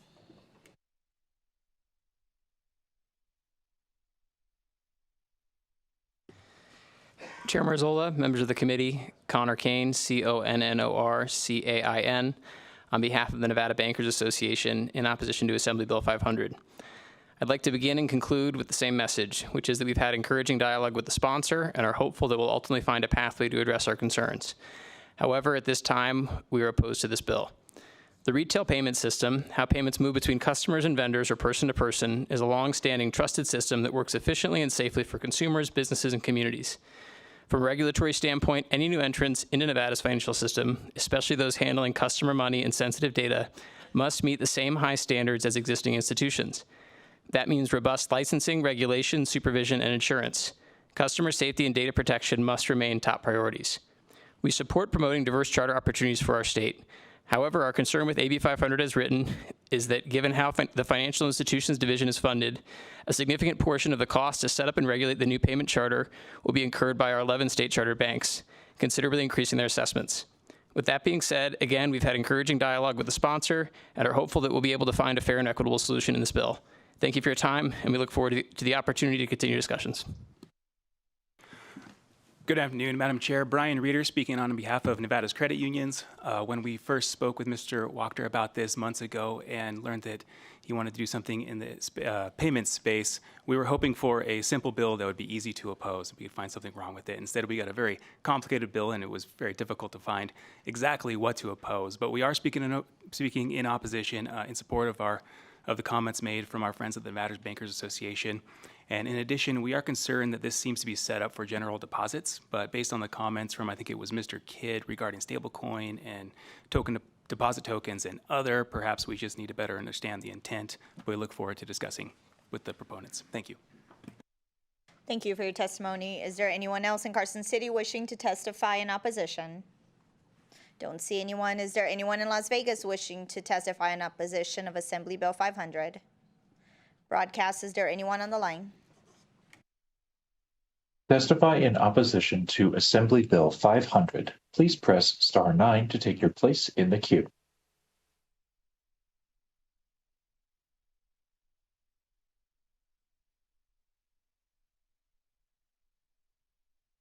Chair, we have no callers for opposition at this time. Thank you. We will move to neutral testimony. Is there anyone in Carson City wishing to testify in neutral? I don't see anyone. Is there anyone in Las Vegas wishing to testify in neutral? Broadcast, is there anyone on the line? To testify in neutral for Assembly Bill 500, please press star 9 to take your place in the queue.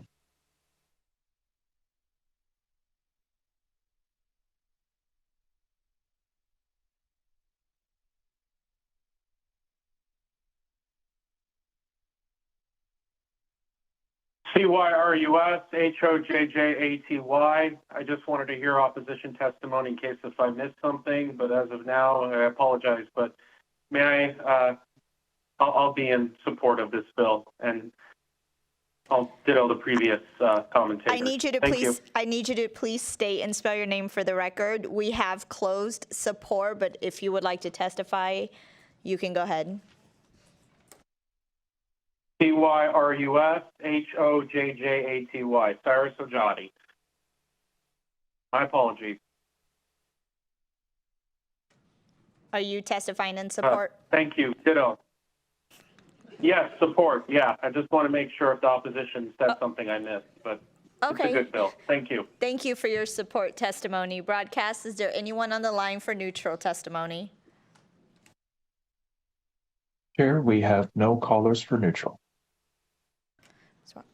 Would you like to give any final remarks? Brian Wachter with the Retail Association of Nevada. The speaker apologized that he could not give these closing remarks himself. I do want to just mention the comments from the Banking Association.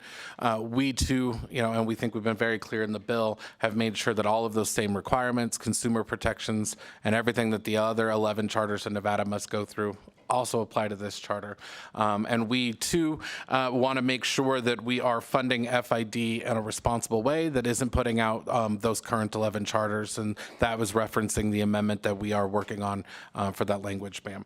And we will, of course, meet with the credit unions and see if we can't get on the same page. We want to thank you, Madam Chair and members. As you've heard today, Assembly Bill 500 is a practical, forward-working solution to a real challenge facing Nevada's retailers and consumers.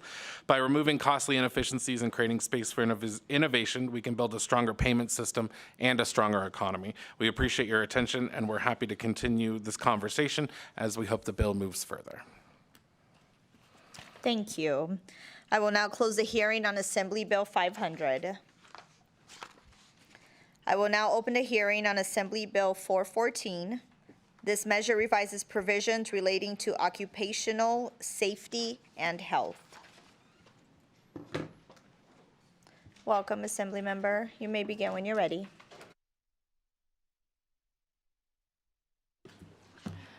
Thank you.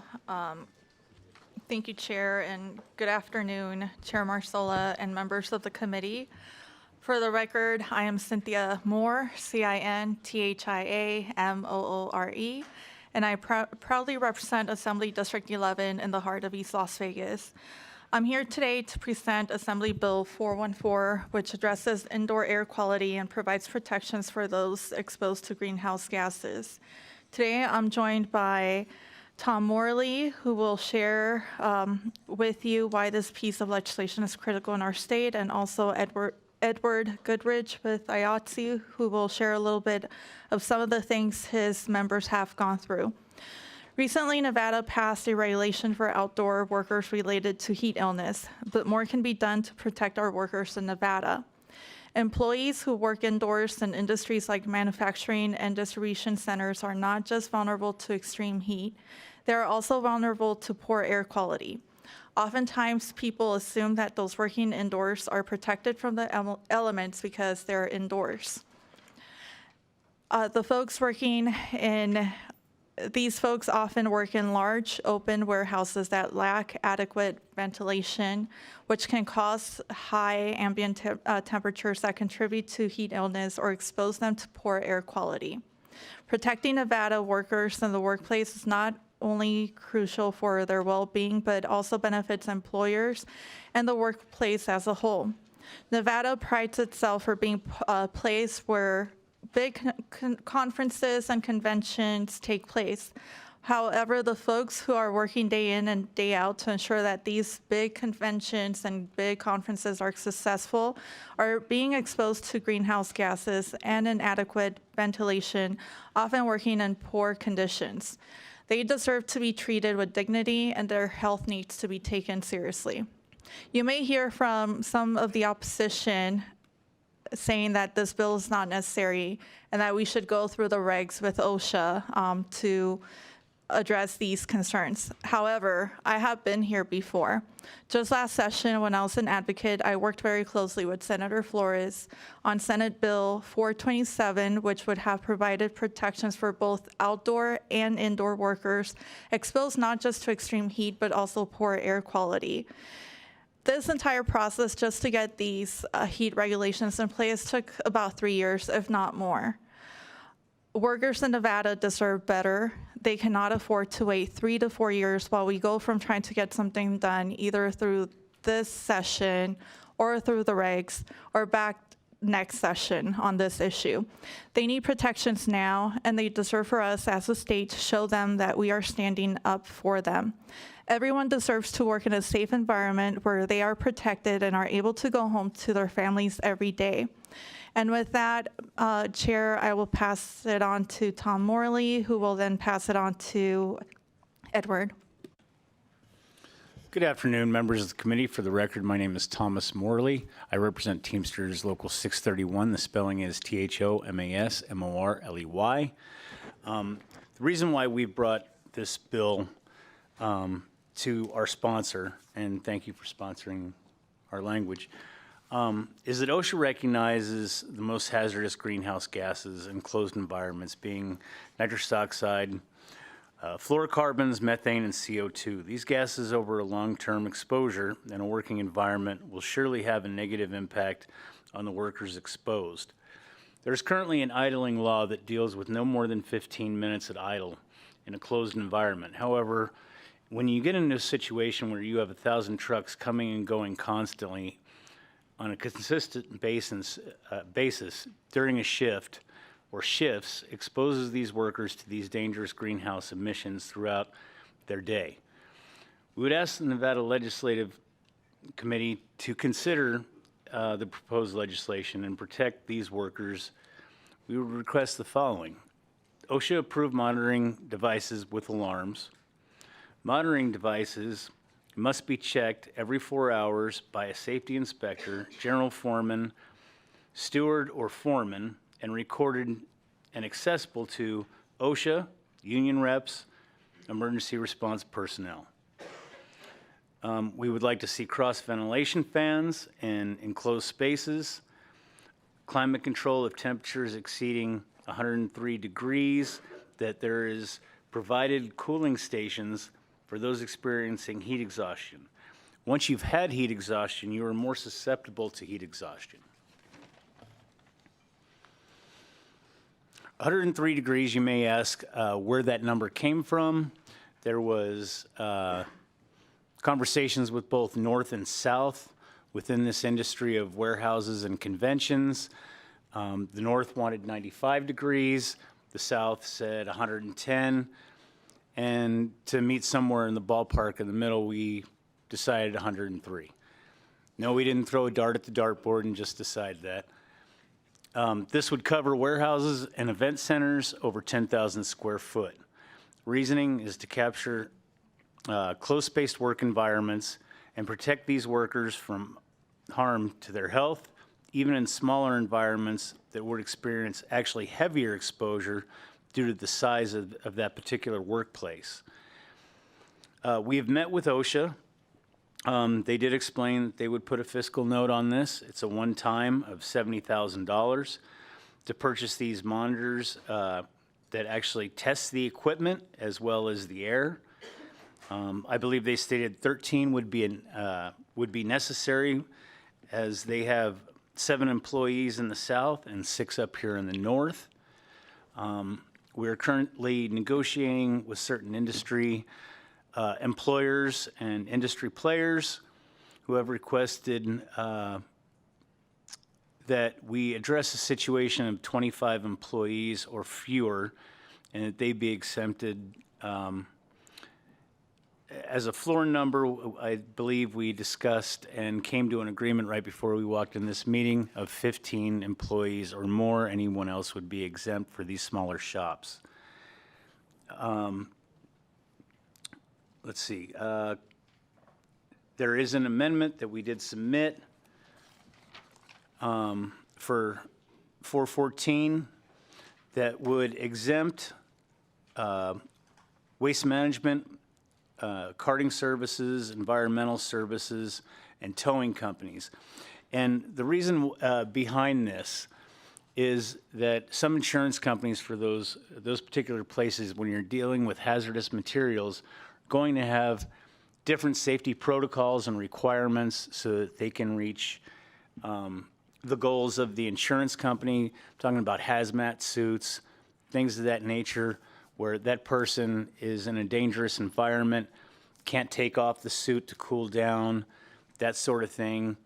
In no way does this prevent an employer or cause the employer to shut down work. They're free to move employees if area A is hot with hazardous fumes and greenhouse gases.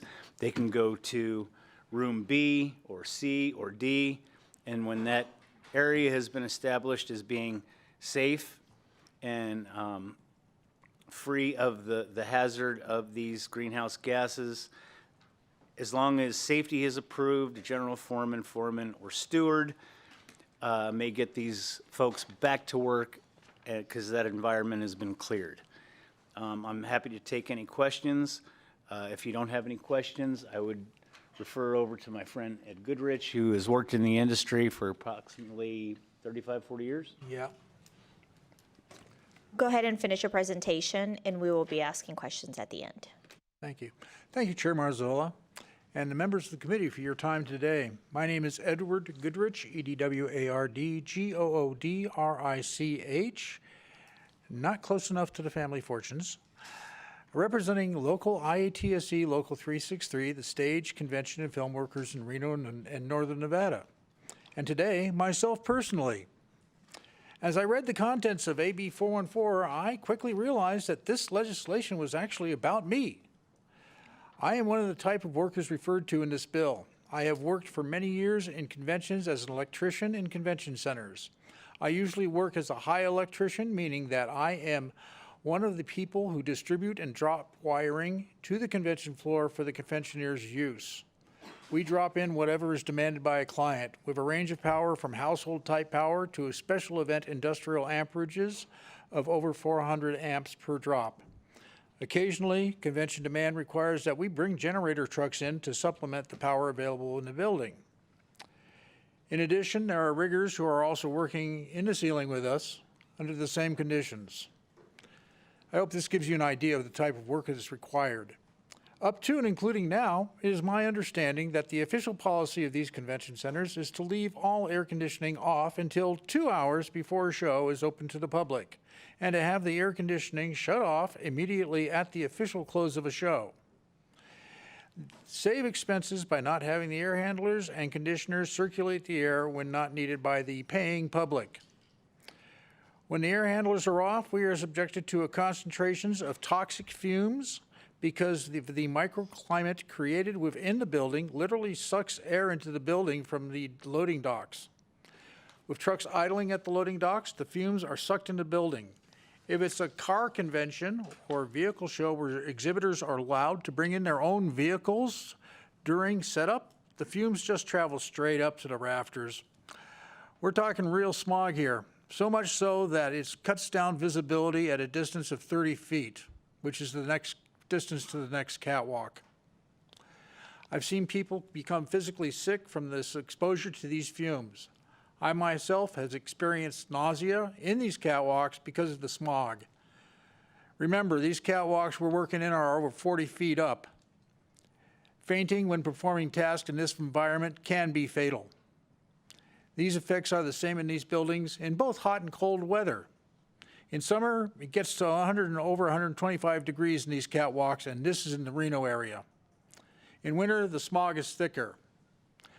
For years, we've asked for something to be done about this extreme conditions, such as turning on air handlers, which are large fans, to vent and move air, which would make the working environment less hazardous. We've requested air curtains at the large load-in doors to keep fumes out. That silence you're hearing is their response. These are the conditions I experience in these centers in northern Nevada. With the more extreme heating conditions in Las Vegas, those conditions can only be much worse. In the South, not dealing with these heat conditions, they're going to kill somebody. I thank the committee for their time and stand ready to answer your questions.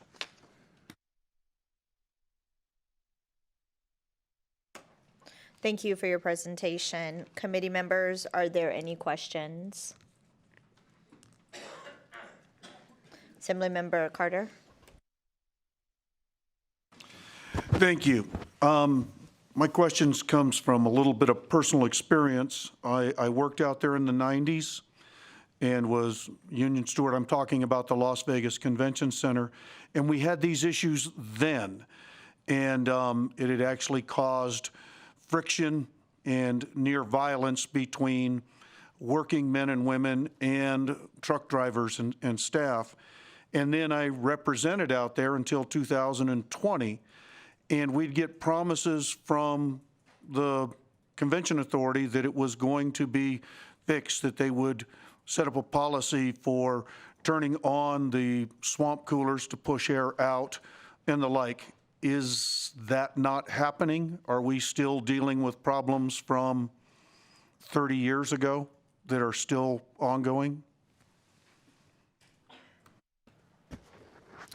Madam Chair, through you to Assemblyman Carter. You can go direct. Thank you. Assemblyman, these things are happening industry-wide, not just convention centers, but in warehouse environments as well. That's why we came up with 10,000 square foot. There's plenty of manufacturing that goes on in Las Vegas. You know, if you look at Apex, if you look at Golden Triangle, if you look in North Las Vegas off of Lamb Boulevard all the way to Nellis, North Las Vegas at the tail end of Las Vegas Boulevard as you go towards the Speedway. Yes, it's still happening. I'm not going to single any one particular person out over another. I would say that when we asked LCB to draft this for two considerations of where you have the most workers in these environments that are being exposed, and that's how this bill actually came to be. Like I said, it wasn't, the convention center at the Orleans or the MGM or Mandalay Bay or LVCA or anything in particular. This was just, let's identify where these workers are being exposed and deal with it from there, sir. Thank you. Can you state your name for the record, please? I'm sorry, Madam Chair. For the record, Thomas Morley, THOMASMORLEY, representing Teamster 631. Thank you. Is there anyone else? Committee members, do you have any questions?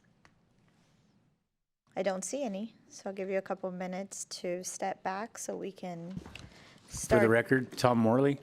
Somebody throw me a softball. Come on.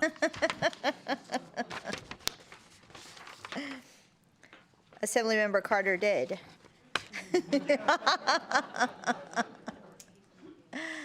We'll begin with support testimony. Please remember to state and spell your name for the record. You each have 2 minutes. Thank you, Ross Kinson, K-I-N-S-O-N, President of the Northern Nevada Central Labor Council. So I had a prepared statement. I am going to keep it fairly brief, but I started out working in warehouses when I was 19. I have done pretty much every job that you can imagine in these facilities, and even as a strong, fit, young man, I found myself getting absolutely destroyed by these indoor fumes. And it still happens today. And as a business representative who now represents many, many, many more warehouse workers, we run across this issue constantly. And this is a very, very important bill for us. It is truly a matter of worker protection, making sure that these young and old individuals who are working in these environments don't go home throwing up because they've inhaled so much noxious fumes. I mean, I can't put it any simpler than that. This at its core is a bill to make sure that people are going home the same way they came into work. That's it.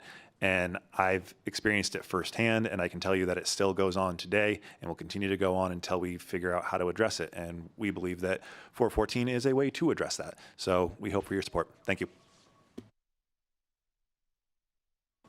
For the record, my name is Mark Ellis, President of Communication Workers America, Local 9413. That's MARCELLIS. I operate under the premise of KISS, keep it simple, stupid. So real simply, if you want to have conventions, take care of the workers. Thank you. For the record, good evening, Chair. For the record, my name is Susie Martinez, and I am the Executive Secretary Treasurer of the Nevada State AFL-CIO. And I'd like to echo some of the sentiments that my colleague over here was talking about going down in there when you smell the fumes. I was just dropping off some AFL literature one day, just saying hi to some of the unions. And I was down there, and can I tell you, I felt like I wanted to throw up, and I was only there for 10 minutes. So I can't imagine what some of these workers are going through. Those fumes are horrific. So that's why we encourage you to please consider this bill, maybe even go visit one of these warehouses so that you can see what they work in. And please pass the bill. Thank you. Madam Chairman, members of the committee, Peter Kruger, Krueger, with the Energy and Convenience Association, today in support of this bill. We've worked with Assemblymember Moore to craft out or to work on an exemption for businesses that Mr. Morley talked about that are 15 or less employees. I want to talk about a petroleum warehouse and that our members operate. While they are not all enclosed on four sides, most of the activity of delivering, it's mostly lube oils. We don't store petroleum, gasoline, or diesel fuel inside. But lube oils and other hazardous materials are moved outside onto a pad or an area where the actual loading takes place.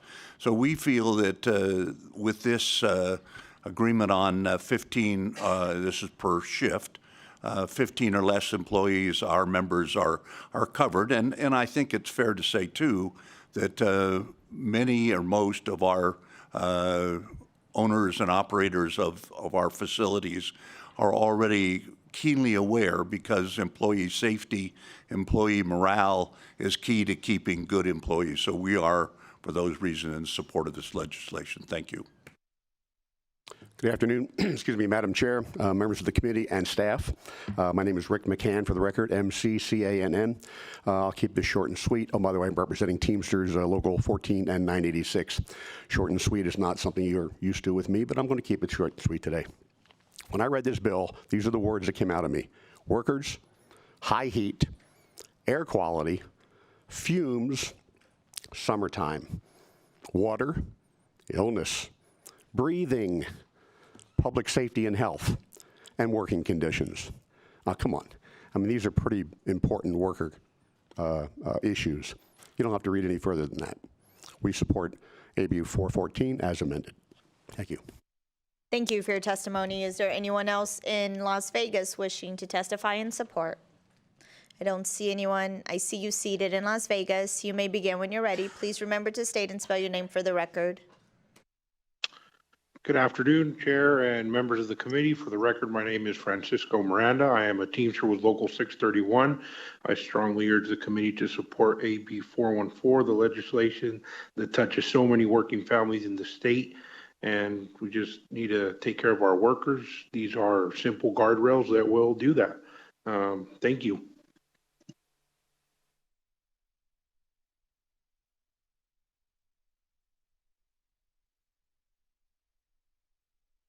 I'll go next, I guess. Good afternoon, Chair and members of the committee. My name is Hector Arreola, last name Arreola, and I am the Policy Fellow with the Nevada Environmental Justice Coalition.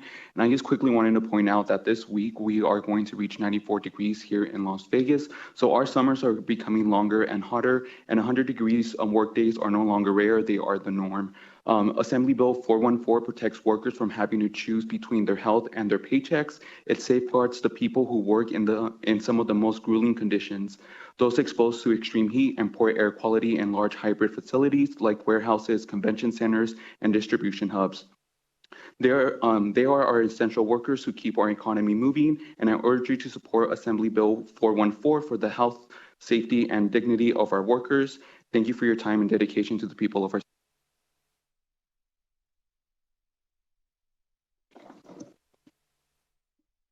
Good afternoon, Madam Chair Marzola and committee.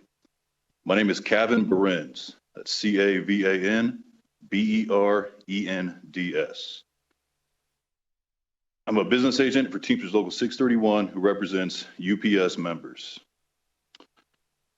I strongly urge the committee to support AB 14, not only for UPS, but for all of our warehouse people.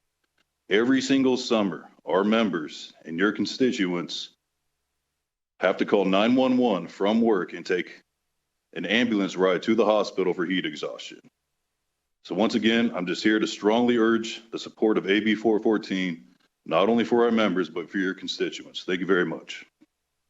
Thank you for your testimony. Is there anyone else in Las Vegas wishing to testify in support? I don't see anyone. Broadcast, is there anyone on the line? Testify in support for Assembly Bill 414. Please press star 9 to take your place in the queue. Again, if you wish to testify in support, please press star 9.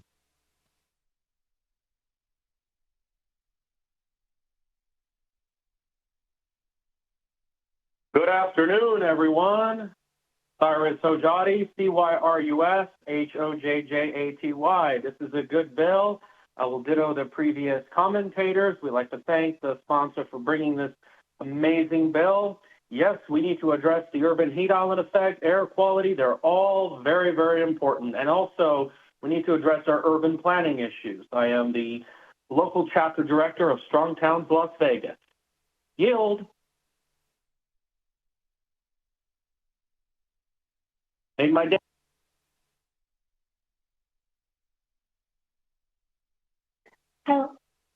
Hello, my name is Tristan St. Dennis. That's TRYSTINST.DENIS, and I am the policy associate for the Nevada Conservation League. For the sake of time, we just wanted to ditto everyone's sentiments and urge you to support this bill. Thank you.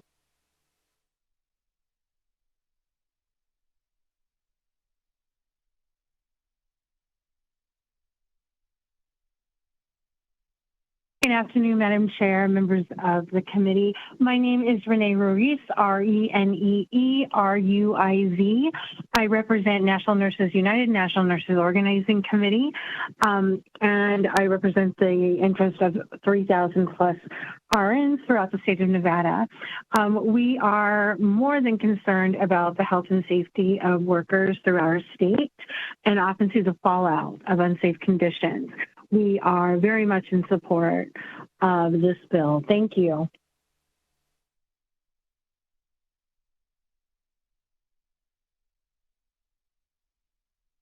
Good afternoon.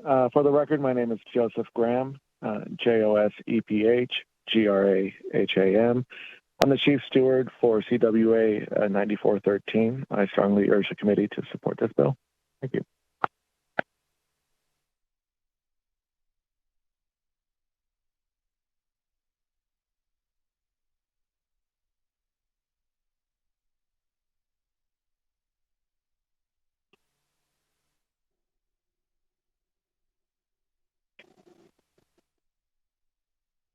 Caller with the last 3 digits, 348. You are unmuted and you may begin. Good afternoon, Committee Chair. My name is Audrey Peral, for the record, A-U-D-R-E-Y-P-E-R-A-L, and I'm the Program Director for Chispa, Nevada. a program of the League of Conservation Voters, which is dedicated to building the power of low-income Latinx families to achieve climate justice, community health, and environmental protection. Many members of our community are employed in industries where occupational hazards are prevalent. Strengthening occupational safety standards through AB 414 would provide necessary protections and contribute to healthier working environments for all Nevadans. This is an important bill for our members who are often exposed to dangerous environments and need protections to ensure their safety and well-being. We appreciate the opportunity to share our perspective and urge a swift passage of AB 414. Thank you.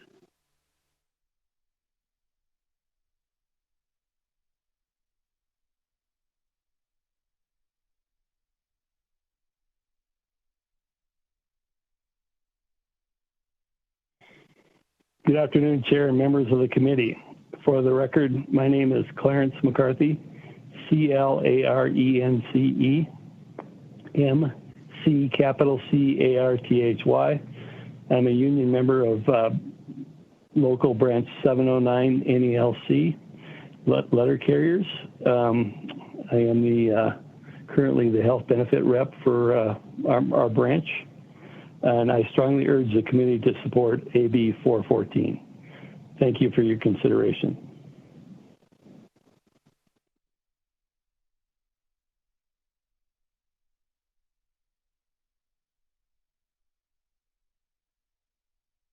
Good afternoon, Chair and members of the committee. My name is Tamara Jamison, Jamison, and I am a union member for Teamsters Local 14 here in Las Vegas, Nevada. I strongly urge the committee to support AB 14. Thank you.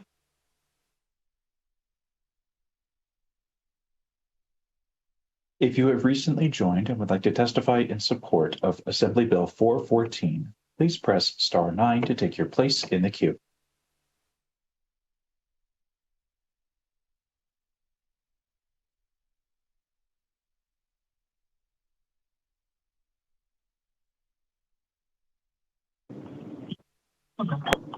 Good afternoon, everyone. My name is Linda Ward Smith. For the record, it's spelled LINDAWARD-SMITH, and I am a union member of the American Federation of Government Employees, where I represent over 4,000 members, and I am calling in support of the bill. Thank you. Goodbye.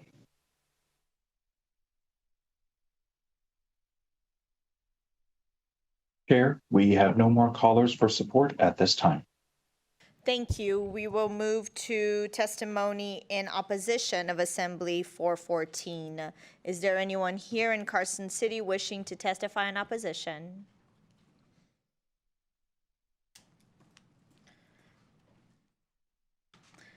Please remember to state and spell your name for the record.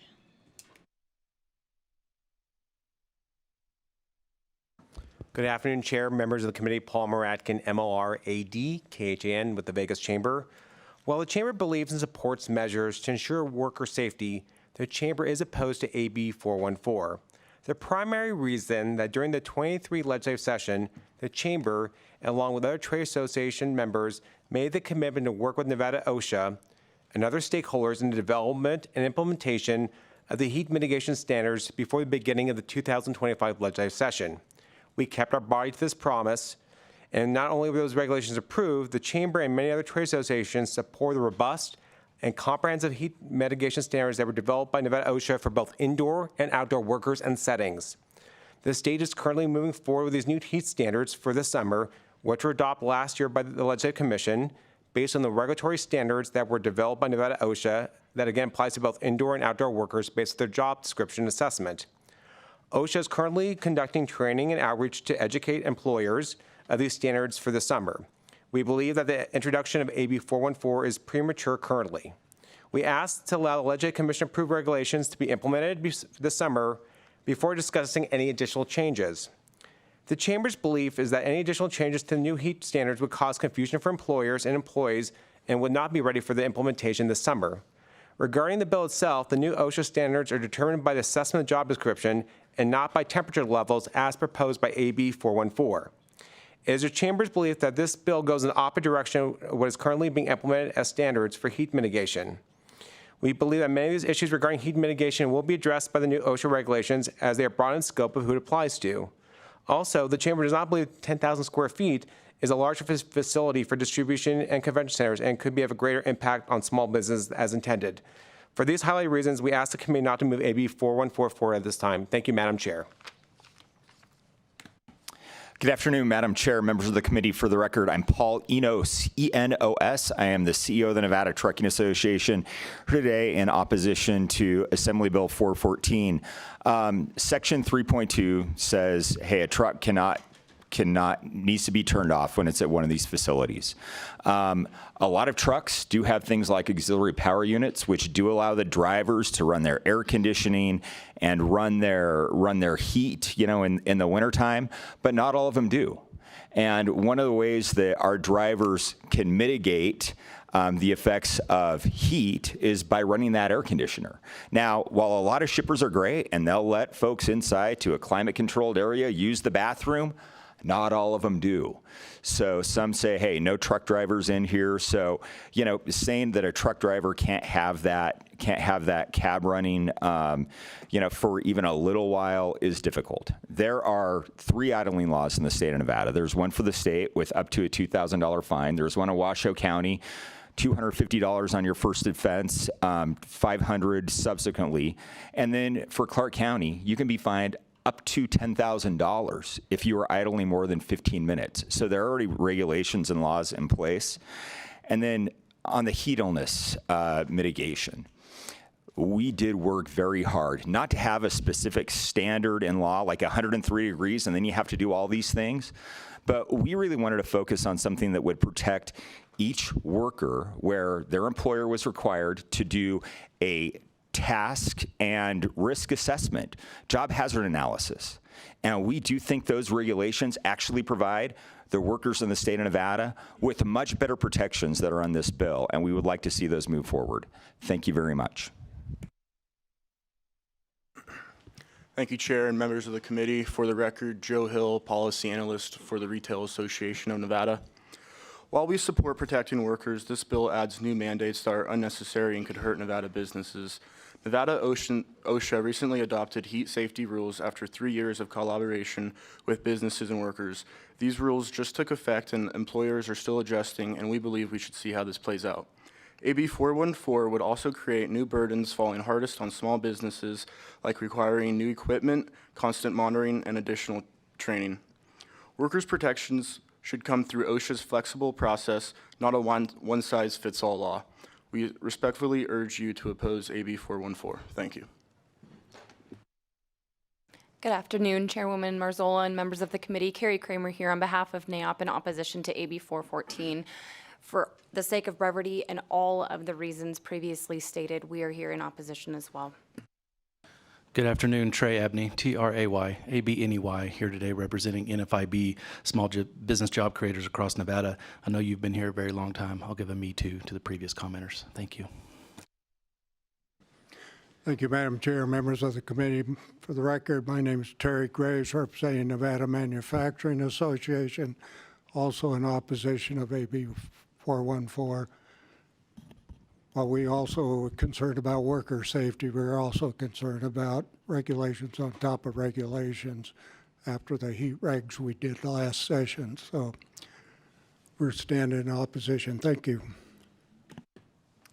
Thank you, Chair Marzola, committee members, Misty Grimmer, G-R-I-M-M-E-R, representing the Nevada Resort Association. I will also give a me too to the previous statements that were made. We do already have a heat reg that we worked very hard with OSHA, and we need to see how that plays out. And also ditto the comments of Mr. Enos that there are regs already in place for handling idling trucks. So we also are in opposition. Thank you, ma'am. Good afternoon, Chair Marzola and members of the committee. My name is Becca Denny, B-E-K-A-H-D-E-N-N-Y,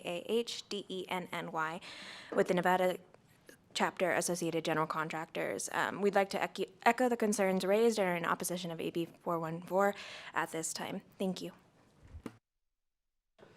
Good afternoon, Chair Marzola and committee. Shelley Capro, representing Apex Industrial and Northern Nevada Industrial Center, and we would just like to say us too in terms of opposition to this bill. Thank you. Thank you. Is there anyone else in Carson City wishing to testify in opposition? Don't see anyone. I see you seated in Las Vegas. You may begin when you're ready. Thank you, Chair Marzola and members of the committee. My name is Eric Cardona, Cardona, and I'm here representing the Henderson Chamber of Commerce in opposition of AB 414. While we support workers on heat-related illness, this bill introduces unnecessary and premature mandates that would disrupt existing efforts and impose significant burdens on Nevada businesses. HCC believes these protections, especially those that affect a broad range of industries, should be developed through established regulatory bodies like OSHA. So just like everybody was mentioning earlier, OSHA already has a heat exposure regulation in place, and we want to see how it plays out this year. And then also this bill imposes substantial administrative and financial burdens by requiring constant monitoring of temperatures and air quality. These mandates will drive up operational costs, potentially forcing companies to reduce wages, cut jobs, delay hiring. The additional cost of training and equipment for the strain, particularly for industries already implemented during the recent OSHA guidelines. For these reasons, we oppose 414. Thank you.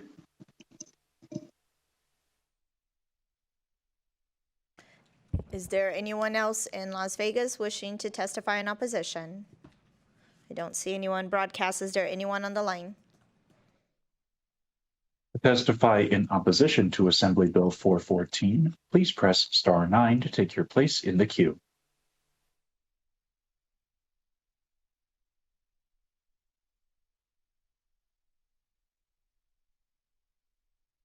Chair, we have no callers for opposition at this time.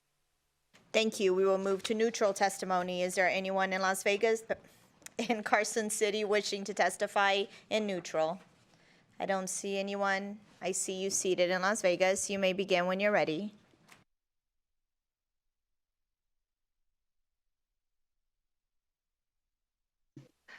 Good afternoon, Madam Chair. Victoria Carrion for the record, spelled Victoria. Last name is spelled Carreon. I am the administrator for the Division of Industrial Relations, and OSHA is part of our agency.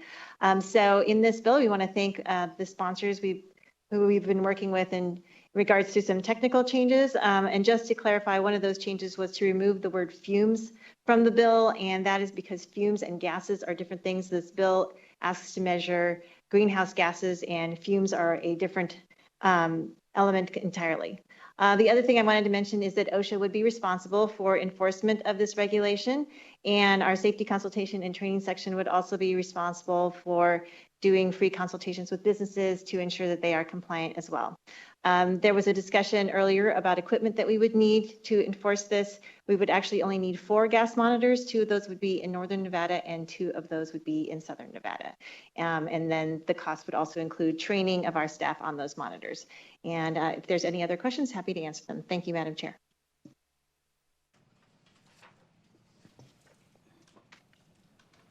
Thank you, Madam Chair. My name is Cami Dempsey, representing Western Elite, KAMI, last name Dempsey, DEMPSEY. I want to thank the sponsor and Tom Morley for working with us. We are in neutral position based on the amendment, so thank you. Thank you for your testimony. Is there anyone else in Las Vegas wishing to testify in neutral? Broadcast, is there anyone on the line? To testify in neutral to Assembly Bill 414, please press star 9 to take your place in the queue.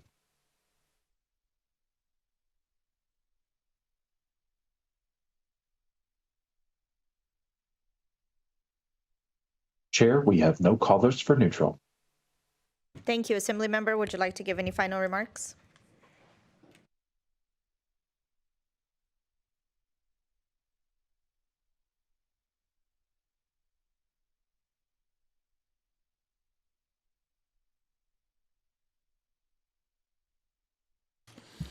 Good afternoon, members of the committee. For the record, Thomas Morley, THOMAS-MORLEY, representing Teamsters Local 631.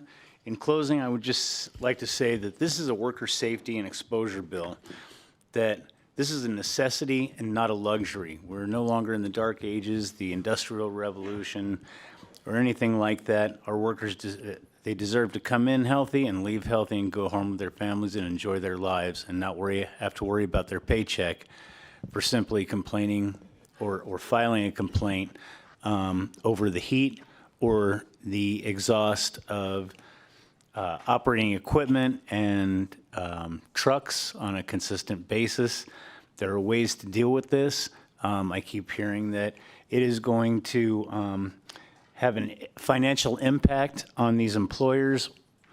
At what cost do we say that you can put a price on a person's health, a mother and a father, things of that nature? You can't put a price on health and personal safety, and that's all I've got. Thank you. Thank you, Chair. Thank you for that, Tom. I just want to say there were 10 people today who testified in opposition to AB 414. Out of those 10 people that testified in opposition of AB 414, 9 of them testified in opposition of Senate Bill 260, which is the bill that's currently in the Senate side, which addresses outdoor air quality. These are the same folks that we also worked with last session and also throughout the OSHA process to get those heat regulations in place. During their opposition, they did mention the heat regs that were recently adopted and went into effect April 1st. But this bill is not about extreme heat. It's about addressing indoor air quality for those folks that work in conference spaces, convention centers, and warehouses. We need to make sure that we're protecting our folks. And I'm open to working with anyone. We were able to get someone from opposition who testified in support. So my door's always open to anyone that wants to work with us, as long as we're still protecting workers and we're not removing the teeth or making it weaker. Thank you. Thank you for your presentation today. I will now close the hearing on Assembly Bill 414.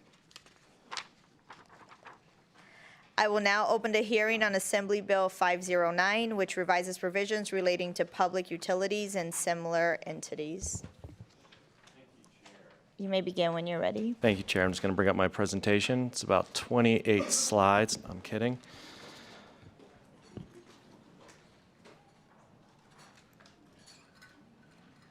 Okay.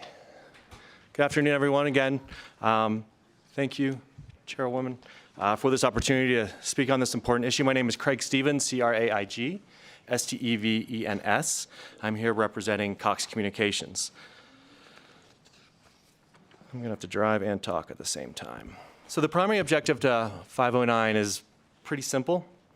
It's to update antiquated statutory authority that governs marketplace activity in the broadband space. And how are we actually going to do that? Well, first and foremost, we want to bring the Nevada's public right-of-way and licensing statutes up to date to match the variety of options for public to purchase broadband service. We want to close a loophole and eliminate the ability for a company to receive a telecommunications certificate if it does not provide telecommunication services, which is actually happening right now. And we want to create a process for broadband-only companies to receive a license at the local government level. So it's pretty simple. So why do we need this bill? Currently in law, we believe that there is a loophole, and that loophole exists simply because we haven't had a chance to update our statutes to reflect the technology that exists today. Broadband-only providers are coming in to our state, and we welcome the competition, but they are not providing telecommunication services. They're not telecommunications providers. And yet, because there is no other option for them to get into the right-of-way, they're going to the PUC, and they're getting a telecommunications certificate, which declares them a telecom utility, and then they're able to go to the local government and get a telecom franchise. So this is basically how it works. A broadband-only provider wants to come into the state, and they want to get access to the right-of-way. And again, since our laws are not up to date when it comes to their current technology, local governments require a telecom certificate. A broadband-only provider comes in, because there is no broadband-only certificate, they come in as a telecom, but they don't actually offer any telecom services. So they're actually on a license, on a certificate, for services they're not actually providing. So at that point in time, once they go to the local government, say we'd like a franchise, the majority of time, the franchise is 5% fee based on their telecom customers, of which they have none. And so from as far as we can tell, some of these broadband-only providers are the only companies accessing the right-of-way for free. Now, we know that there are deals being made on the side, trying to get this process more in line so that it's more up to date, and that's simply what we're also trying to do here as well. So think about it this way. If I am a licensed electrician, I'm not allowed to be a plumber.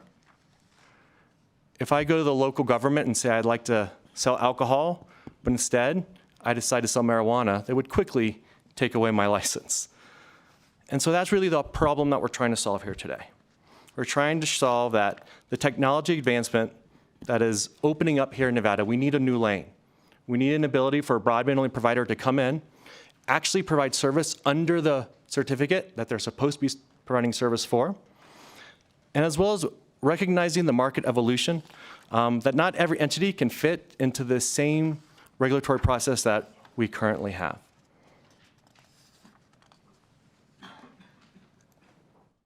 So what? These folks are already in the right of way. They're already turning up service. Why do we need this? Well, this has created confusion and inequity among many, many users in the right of way, and not just competitors, but those who are also in the right of way alike. So really our bill does two things. Number one, it closes the loophole that requires that any company who seeks a telecom certificate, they must provide telecommunication services. And number two, it updates current statute that aligns with current technology options by creating a pathway for broadband-only providers to enter into agreements with local governments that are based on the services that they're actually providing.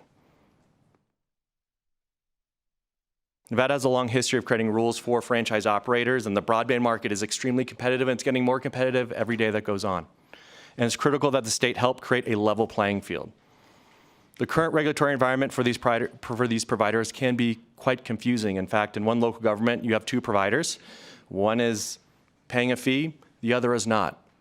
And so I ask you, how can there exist a competitive environment if there's no certainty in the regulatory framework that everyone must comply with?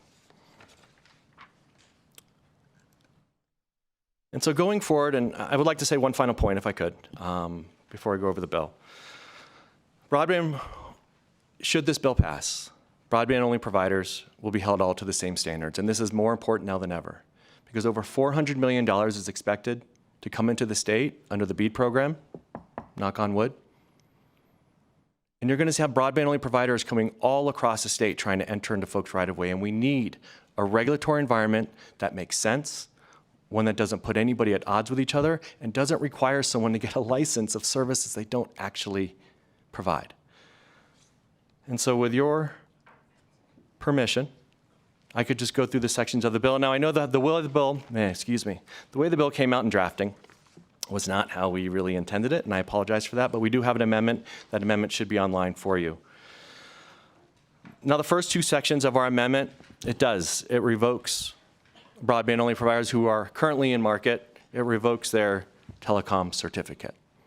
And I know that seems quite abrupt. But if you look at the bill and when the bill is supposed to start, this doesn't take hold until January 1, 2026. There's going to be a regulatory process on top of that so that the regs are decided, as well as another 120 days for those notifications to go out. So that's a year, in our estimation, when things are going to start moving on this bill. We believe that gives them plenty of time to strike a deal, and they may tell you, they may come up behind in opposition, but tell you that they are currently working on those deals. This is not needed. Well, if those deals are already almost in place, then they shouldn't need a CPN for services they don't actually offer. Moving on to sections 8 through 13, they're basically definitions. We define what broadband is, broadband service provider. Section 14 requires local governments to create an ordinance or agreement, which many of them are already doing. Section 15, it's protections for broadband services, for the service providers, regarding their terms and conditions under the agreement. Again, we're not trying to prevent anybody from coming into the market. We're not trying to prevent anybody from getting in the right of way. We want to make sure there are protections had by all, so everybody is treated fairly. As well as Section 16, which is the protections for the local government. Now, I understand that the local governments are going to be coming in opposition. I don't want to put anyone's, but we have been working very, very hard with our local governments. We think we're really, really close to getting an amendment from them on the best procedures for them. I've also made overtures to the broadband-only companies to say, should this look like for you? What is it that we can do to change this bill so that it benefits? And I haven't had any response on yet, but I'm really hoping that as we go through this process, that we can work through this so that it makes sense and we're able to come to a solution. Come to a solution. So there is a fiscal note on this bill. The way that it came out in drafting, it's pretty large. I haven't had a fiscal note like that since I worked for the school district, to be honest with you. But the amendment, though, should significantly reduce that. And so we look forward to having more conversations with the PUC so we can get that even smaller so that it will work for everyone. But I will say I know that there is sort of a 500-pound gorilla in the room, and that is, yes, we are a cable provider.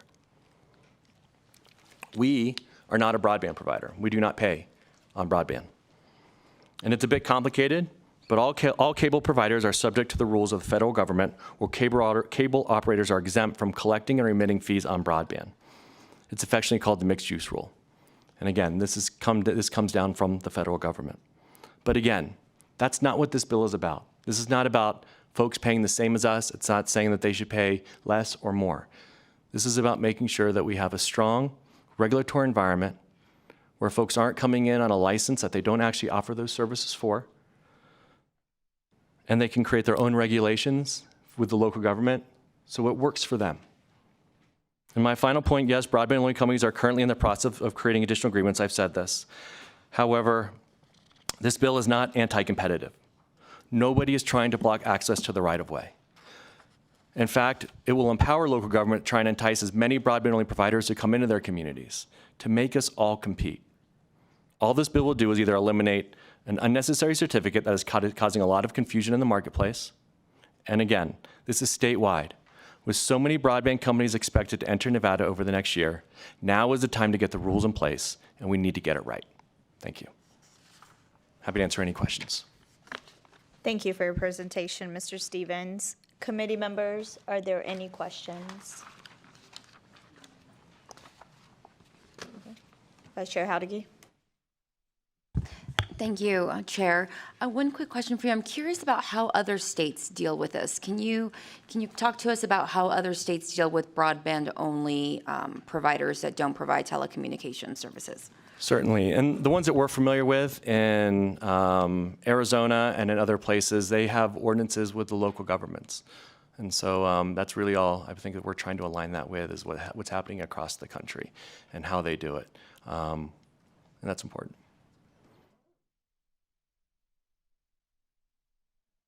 Thank you. So just so Arizona treats it the way that this bill is trying to, what this bill is trying to accomplish. And so Arizona is the only state. So do the other states treat them like we currently treat them as telecommunications providers? That I don't know the answer to that. I can get you the answer to that, Madam Chair. My understanding is that Nevada is pretty unique. I know in the 19 markets that Cox represents or Cox serves, I know that Nebraska has something similar but different. And so all the 50 states, the regulatory environments are very different. And so, but I can get you that information if that's okay. Absolutely. Thank you, Chair, for the questions. Thank you. Committee members, any additional questions? Assembly Member Cole. Thank you very much for bringing this. As somebody who deals in rights of way and easements, I understand that the process is complex and can be very difficult to manage, especially governmental agencies and everything. So I'm interested in hearing what they have to say about this. But just looking at the PUCN's guidance when it comes to these certificates of public convenience and necessity, as related to the telecommunications, it seems to me like there's some Nevada administrative code that's implicated here, and then also some federal regulations. So if what you're saying is true, that these companies are coming in, they're getting this kind of a PFCN, and they're not telecommunications agencies or providers, are they not complying with the PUCN's guidance right now? And what about the federal regulations? Because it seems to me like what you're trying to do is provide a pathway for these guys to do what they want to do anyway, rather than fitting into a square peg in a round hole kind of thing. Madam Chair. Thank you, Assemblymember Cole. They're doing everything they need to do with the CPUCN, with the PUC. They're providing all the necessary filings and paperwork. And again, I'm up here not saying that they're doing anything wrong. This is the only pathway that they really have right now. What I'm trying to say is that we have a license and a certificate that doesn't directly align with the businesses that they're doing. And because of that, they're able to become a utility and get in the right of way. And it's caused some confusion where you have some deals that are 0% because they're just being charged on their telecommunications. And then you have others that are making additional deals where they're paying more. And so it's really just about ensuring that the competitive space is equal so we can all compete and be the best that we can be. Committee members, any additional questions? I have a quick one. Yes, ma'am. Just for maybe my understanding and some of the committee members. So Cox pays 5%, correct? We to do. be able to use the right-of-way because Cox drills, is that correct? We do. We have our fiber in the right-of-way, and for the privilege of using the public right-of-way, we pay 5% on our cable subscribers. And now the broadband wants or does use the right-of-way, and they also drill, understanding that maybe the argument is they don't drill as far down, right? But they drill nonetheless. Is that correct? Madam Chair, yes, they are currently in the right-of-way regardless of how deep in the roads that they cut. And as it stands right now, they are not obligated to pay anything. Is that correct? That is not exactly correct. Some of them are not. Some of them have a deal already in place where they would pay. And so that's the confusion that I'm talking about. What this bill will help hopefully rectify, where local governments will have that ability to treat everyone equally. For the individuals who don't have some sort of contract or some sort of deal, are they still drilling? Yes, ma'am. And they are not paying? That is correct. Thank you. They do pay permitting fees, but we all pay permitting fees. There are other fees that go with it. But as far as a franchise fee or a right-of-way fee, they are not. Correct, and that's what I wanted to get clear. Yeah, Vice Chair Howdigi. Thank you, Chair. And I just want to follow up on the Chair's question. And so is the contract the only thing that separates who pays and who doesn't pay? Craig Stevens, for the record, that is my understanding, is that they have another agreement, and when that agreement went through the local government level, that was what they agreed to, and so it really depends on the company that went through is the deal that they have. I wish I could articulate it better than that.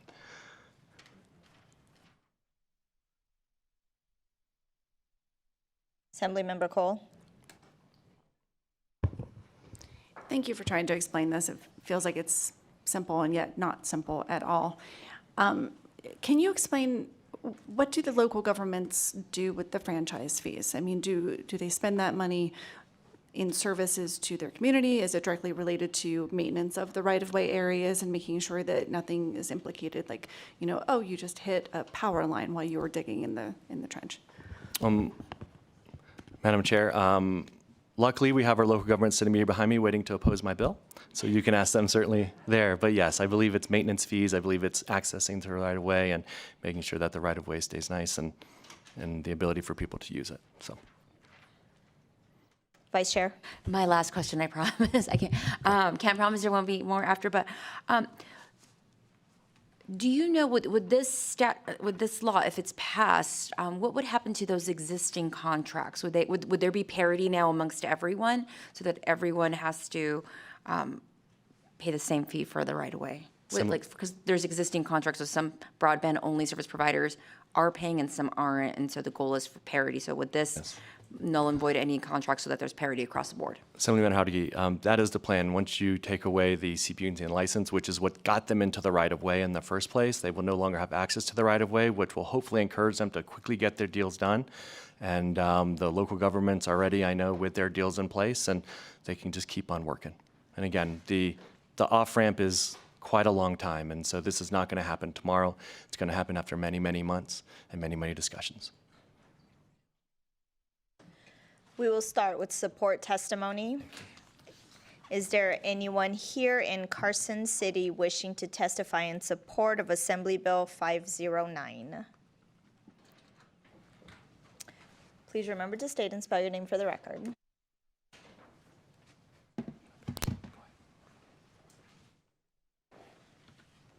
Good afternoon, Chair, members of the committee. My name is Patricia Haddad Bennett, Haddad-Bennett, and I'm here as a member of the Downtown Las Vegas Neighborhood Coalition. We're a consortium of neighborhood associations, not HOAs, in the true heart of the Las Vegas Valley, representing residents and homeowners in some of Vegas's oldest homes, and as a result, the oldest residential infrastructure.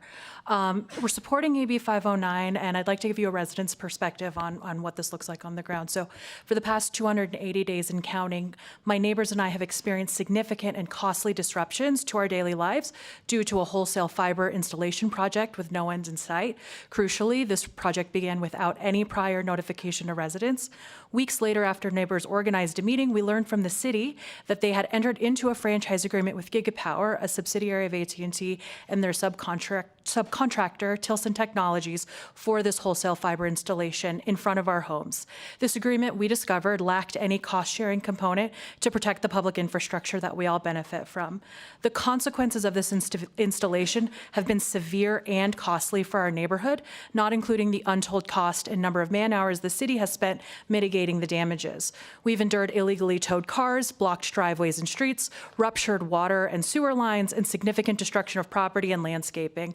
In one particularly egregious instance, an entire block experienced sewage backup into their home, and alarmingly, the subcontractor's attempt to repair this damage resulted in concrete being accidentally piped into the sewer line. Through these experiences, it's become clear to our neighbors that we're dealing with a company that showed a profound disregard for our neighborhood, and that the city and the PUC were inadequately prepared to manage such a problematic issue. So while the full extent of the challenges we faced cannot be detailed in these 2 minutes, I'm trying to go fast, it's thoroughly documented on our website, tilson.vegas. So our support for AB 509 rests on 2 key points. First, creating a level playing field, ensuring that all of the broadband installation companies contribute their fair share towards the restoration of our shared public right-of-way. And second, that the entire process has placed an undue burden on residents to actively seek information from the city about ongoing work and understand complaint procedures and advocate for the restoration of what often appears to be an abandoned project. But by passing AB 509, you won't wholly resolve our neighborhood's issues, but you will provide a pathway for a more formal and accessible avenue for residents to engage with local government. Thank you very much. Good afternoon, Madam Chair. For the record, Paul Moratkin, MOR-AD-KHAN with the Vegas Chamber. The Chamber is in support of AB 509 on the premise that it will create uniformity, standardization, modernization, parity as it relates to accessing the public right-of-way between the local governments and the industry and the evolving market, and that's why we're supportive of AB 509 today. Thank you, Madam Chair. Thank you for your testimony. Is there anyone else in Carson City wishing to testify in support? I don't see anyone. I see you seated in Las Vegas. You may begin when you're ready.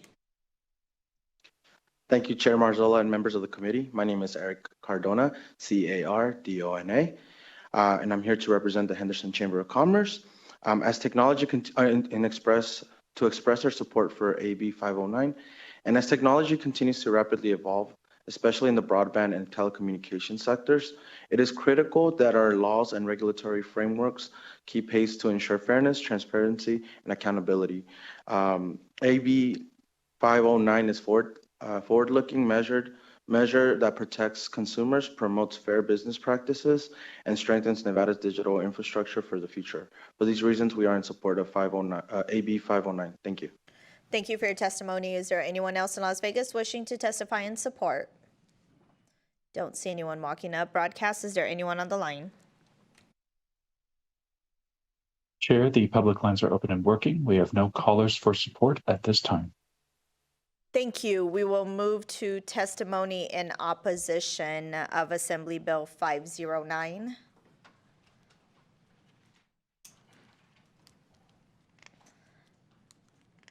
I'm going to start in Las Vegas just because we just have one person there, and then I'll come back to Carson. You may begin when you're ready. You have 2 minutes. Thank you, Chair Marzola. Rusty Schaefer, RUSTYSHAFFER, Executive Director of the Nevada Telecommunications Association, for the record. The telecom companies that make up the NTA believe that the current regulatory scheme has worked and continues to work just fine, and we are confused as to why this bill is being put forward. However, upon more detailed scrutiny of motive, it is plainly obvious that Cox Communications is putting this bill forth and using the Nevada Legislature to assist it in targeting and hindering its competitors, which are the likes of Google Fiber and others. Ladies and gentlemen, this is not what you are here to do. This bill should not be a permissible use of the Nevada Legislature. The legislature's job is not to aid a company in competition against another, and that's exactly what this bill is promoting.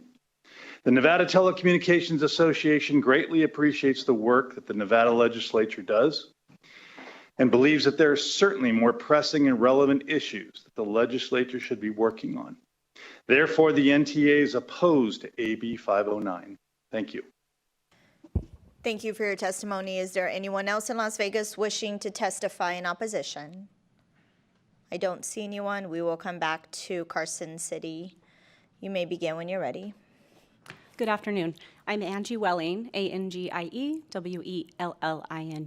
General Manager of Expansion for Google Fiber. Madam Chair, members of the committee, thank you for the opportunity to appear before you in opposition to AB 509. We ask that this bill not be advanced beyond this committee today. Our team at Google Fiber is thrilled to be building the internet in the state of Nevada, bringing fast, reliable, and high-quality broadband services to residents and businesses. Our vision is to build ambitiously in this state. Unfortunately, that vision and the progress and investments we've made so far is at risk and could be undone overnight if AB 509 were to become law. If passed in its current or frankly any similar form, we believe Google Fiber would have no reasonable option but to halt all investment in Nevada immediately, and we believe other broadband-only providers would be forced to do the same. The damage this bill would cause to broadband deployment may not be obvious on its face, but it would be profound. AB 509 would undermine competition, suppress innovation, reduce consumer choice, and ultimately lead to higher prices and slower internet speeds. It would stall, and in some cases reverse, hundreds of millions of dollars in planned infrastructure investment in this state. As you're aware, AB 509 includes two key provisions. First, it proposes a dramatic shift in state law that could force the PUCN to revoke a broadband provider's CPCN, and with it, our rights to the public right-of-way, based on vague, outdated criteria rooted in legacy and antiquated telephone service. In doing so, the bill risks tying the future of competitive broadband deployment to a regulatory framework designed for a different era. Second, the bill seeks to authorize local governments to enter into broadband franchise agreements, despite the fact that they already have that authority and they're exercising it today. Contrary to what Mr. Stephen just told you, the grant of a CPCN to providers of non-traditional telecom services, like broadband, is entirely consistent with the PUC's explicit mandate to promote competition in this space. There is no loophole. There is a pathway for this, and it exists today. It's both beneficial and important public policy. It allows qualified providers of internet service access to local rights-of-way, enabling us to build competitive networks that benefit consumers. By making right-of-way access available to telephone companies, cable operators, and broadband providers alike, Nevada law has historically supported a level playing field for a broad range of technologies. AB 509 threatens that balance. When Google Fiber decided to build in Nevada, we followed these longstanding rules. We applied for and we received a CPCN. And then we worked collaboratively with local governments to negotiate franchise agreements. We now have agreements in place with both Clark County and the city of Las Vegas. We've since invested millions of dollars in Nevada, and we're preparing to bring customers online in the near term. All of this progress was made in reliance of a stable regulatory framework, one that AB 509 now seeks to upend. If CPCNs can be revoked based on shifting definitions or retroactive requirements, the legal foundation on which broadband networks are planned and financed becomes unstable. Providers like Google Fiber would be left without a viable path to build and serve customers, and Nevada would be left with fewer choices and less competition. Turning to the second provision of AB 509, broadband franchising, while consequences are less immediate, the proposal is equally unnecessary. AB 509 grants no new authority to local governments. Cities and counties already have and are using the power to negotiate franchise agreements tailored to their local needs. As mentioned, Google Fiber holds broadband franchises with both Clark County and the City of Las Vegas. Our agreement with the City of Las Vegas does include a 2% fee on all gross revenues. We found strong collaborative partners in both, and we're proud of those relationships. Nationally, we've executed more than 150 broadband franchise agreements in 15 states, none of which operate under a statewide broadband franchising regime. AB 509 and the arguments made in support of it follow a familiar pattern we've seen across the country when competitive fiber providers enter a new market. We've regularly and frequently long observed long-established companies that have dominated the broadband and cable market for decades, known as incumbent providers, try to leverage public policy to protect themselves from competition. These incumbent providers already control most of the infrastructure. They already serve most of the customers. And rather than compete on issues of speed, service, or price, they instead try to implement policies similar to AB 509 in an attempt to slow down, or in this case, block entirely, new providers from entering the market. We've heard the same talking points in other states, primarily that new broadband providers aren't playing by the rules. But what incumbent providers really mean is they don't want to do what's necessary to keep up with customer expectations. So instead of upgrading their networks, lowering their prices, or improving their service, incumbent providers push for new laws that make it harder for anyone else to offer better or at least other services. In this case, the incumbent providers— Ma'am, yes. can you please wrap up I your will. testimony? Yes. Thank you. Yep. In this case, the incumbent provider is going one step further. Now that we are here and others like us, we've entered the Nevada market under the same rules that have applied for decades that exist and allow us to build in this state. We've seen it before. We know what happens when it fails. Competition improves. Consumers and communities also benefit. Thank you for your time. We respectfully urge that you do not move this forward. Thank you for your testimony. You may begin when you're ready.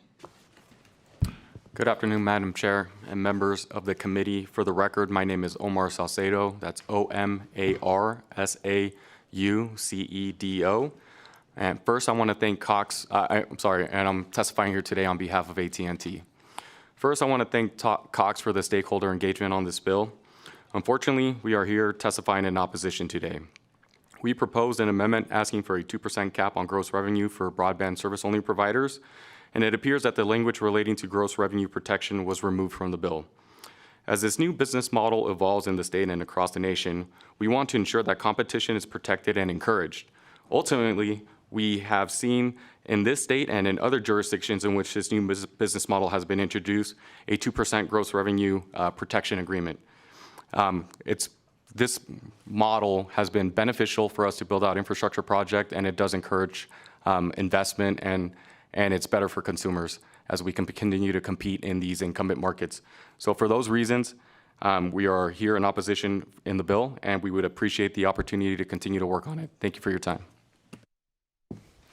Good afternoon. Brian Walker, Senior Vice President of the Retail Association of Nevada, WACHTER.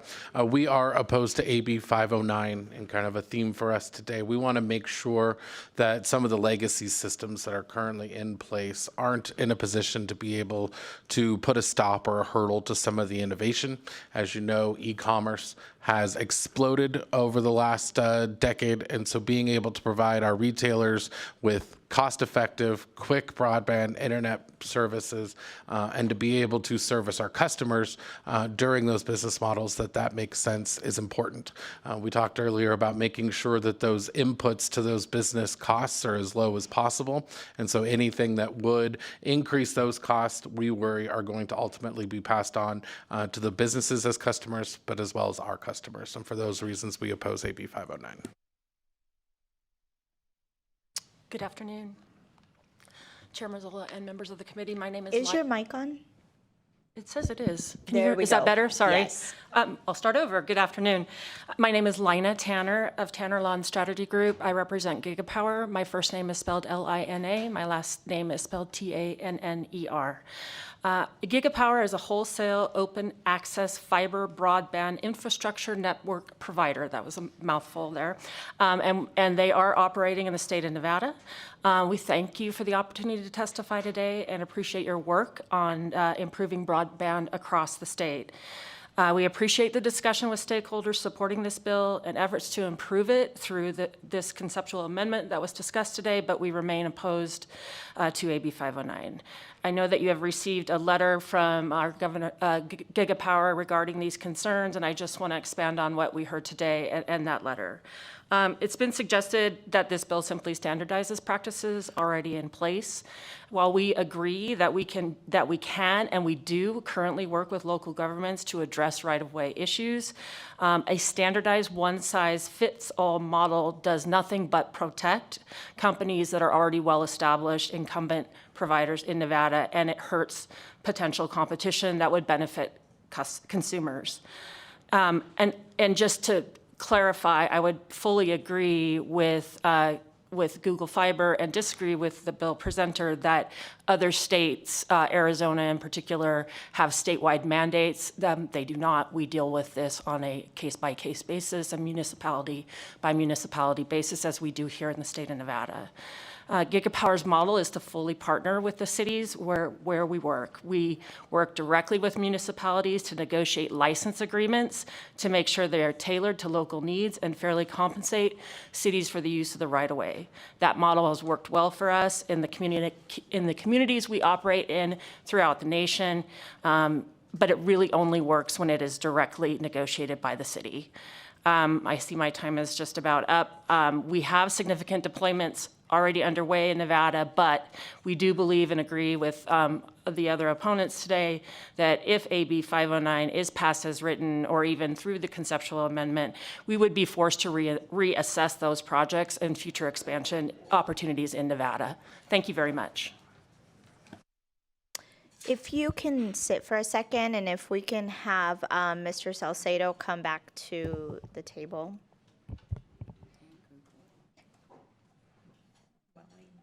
What is that? Welling. Mrs. Welling, hi, can you come back to the table as well, please? We do have a question from committee members. Assembly Member Monroe Moreno. Thank you, Madam Chair. I know this is unusual, but of your companies, who is currently paying the fees that Cox is paying? I know you said Cox is a long-term, been in the state for a while, so they paid for the infrastructure that's in our state currently that you're utilizing. Are you paying the fees on that infrastructure?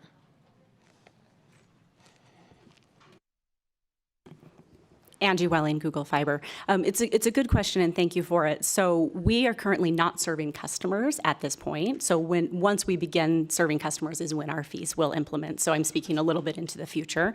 We do, as mentioned, have a 2% fee on gross revenues we've negotiated into our agreement with the city of Las Vegas. So that means we charge $70 for 1 gig. The city would receive $1.40 of that. I think the important distinction here is that the incumbent providers pay on their video revenue. So they pay a 5% fee on video revenue. So that's only a customer who takes their TV product. So if I'm a broadband only provider with an incumbent provider and I only have an internet plan from them, they collect nothing from me with that fee. But if you had a video product and took a TV bundle, then you would pay then Cox would pay 5% of that video fee to the city. Follow up? So would your contract be different once you go into the city of North Las Vegas or Henderson or Mesquite? Would it vary? We would negotiate those. We would negotiate those agreements with the individual municipalities. I can say that 2% for us at Google Fiber, both in Nevada and elsewhere in the country, is our usual fee. So since that's your usual fee, we can expect that all your contracts will be at least a minimum of 2%? That is the normal fee that we negotiate. I need to go back and clarify one thing. Our fee with Clark County is currently at 0%. That's the agreement with the county. We have offered to have a conversation with them about bringing that up to 2%. If I can follow up, because I also... Oh, I'm going to ask you all. Oh, sorry. Oh, yeah. I want to know. Okay. If I may. Go ahead. If I may, Omar Salcedo for the record. The 2%, I mean, since I did bring that up, that's kind of becoming the industry standard. Obviously, when we go into negotiate these agreements, or anybody goes in and negotiate these agreements with the city, it's a discretion of the city. I know that we've had several conversations, or I'm not speaking out of turn for Gigapower, they can answer that question, but that's one of the reasons why we wanted to make sure that, there was industry standard. We want to make sure that there is competition. We want to make sure that there is parity. Obviously, this is a different business model from the incumbent/franchise fees that have been in existence, and that's why we're trying to make sure that it's fair across the board. Lina Tanner for Gigapower. I fully agree with my colleagues here. 2% does seem to be industry standard. That is typical of what Gigapower negotiates. They have some of those agreements in place in Clark County. Las Vegas, I think the stakeholders all know that that is under negotiation. I think very much like what we heard here with Google Fiber and Clark County, that it's in discussion, but it's always been a piece of what Gigapower feels is important, is to negotiate that rate with the individual municipality or local government. Last question. There was a statement made in one of your discussions that if there were a fee put in, you would have to rethink doing business here. You've already made an investment. Would you really walk out of this state and not do business in our state if this bill were to pass? Lina Tanner for Gigapower, the statement was, as the bill was written, at 5%. That is something that's very difficult for the business model that is different than the incumbent model. Open access broadband does not have end-use customers. They lease, they open. Their line is available for internet service providers, so it actually brings in competition for use on that line. And so it's just a different business model than a Cox that has been here for decades and has a number, hundreds, thousands of end-use customers that they can pass that fee on to, which is just different. So you almost made the argument in support of the bill. It is a different business model. And because it's a different business model, we as a state need to update our regulations to fit that new business model. That's all I have. Go ahead. Assemblymember Cole. Sorry, my question is in regards to your statement that your agreement with Clark County is at 0. Is it truly an agreement, or did Clark County make that decision because they were concerned about treating you differently than others in the right-of-way, providing the same service? Thanks, Assemblymember. Angie Welling, Google Fiber. I can't speak to why they made that decision. What I can say, it is in our agreement, and the county, we did offer to the county to pay 2%. Whatever mechanisms they have in place, they opted not to accept that offer, but we made that offer to them at the time. Madam Chair, may I follow up on the previous question? Very quickly. Okay, thank you. I just want to be really clear, Assemblymember. Our statement about needing to stop investment in the state of Nevada has nothing to do with the fees whatsoever. Our concern is with that first part of the bill, which impacts our CPCN status. So our Certificate of Public Convenience and Necessity from the PUC entitles us access to the right-of-way. If we don't have access to the right-of-way, we cannot build our networks. So our concern is with that first point. If our CPCN were to be revoked, we do not believe that we could effectively build our networks whatsoever, and that's where our concern comes from. So if the policy allows you the right-of-way, but addresses the new business model, you would be able to stay? If we were able to have certainty that we could— State your name, please. I'm sorry, Angie Welling, Google Fiber. If we had certainty that we could continue to build our networks in access of right-of-way and the PUE within that right-of-way, then we would have the certainty to continue to make investments in the state of Nevada. Thank you for answering our questions. It is appreciated. Is there anyone else in Carson City wishing to testify in opposition?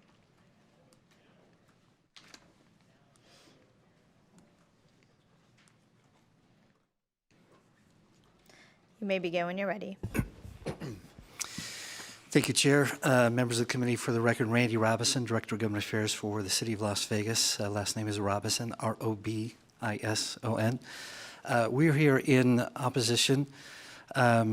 We have been working with the proponents of the bill for the last several days on amendments that would address the substantive aspects of our concern. Not quite there yet. We appreciate also the conversation we've been able to have with you, Chair, about your position and where you think this bill is headed. And we've taken those into account. We do have concern because of the concern you've heard from some of our providers. We do believe that competition helps our customers, our constituents, which we share with you as your constituents. Cox has been a longtime provider in our community, done a lot of great work in the community.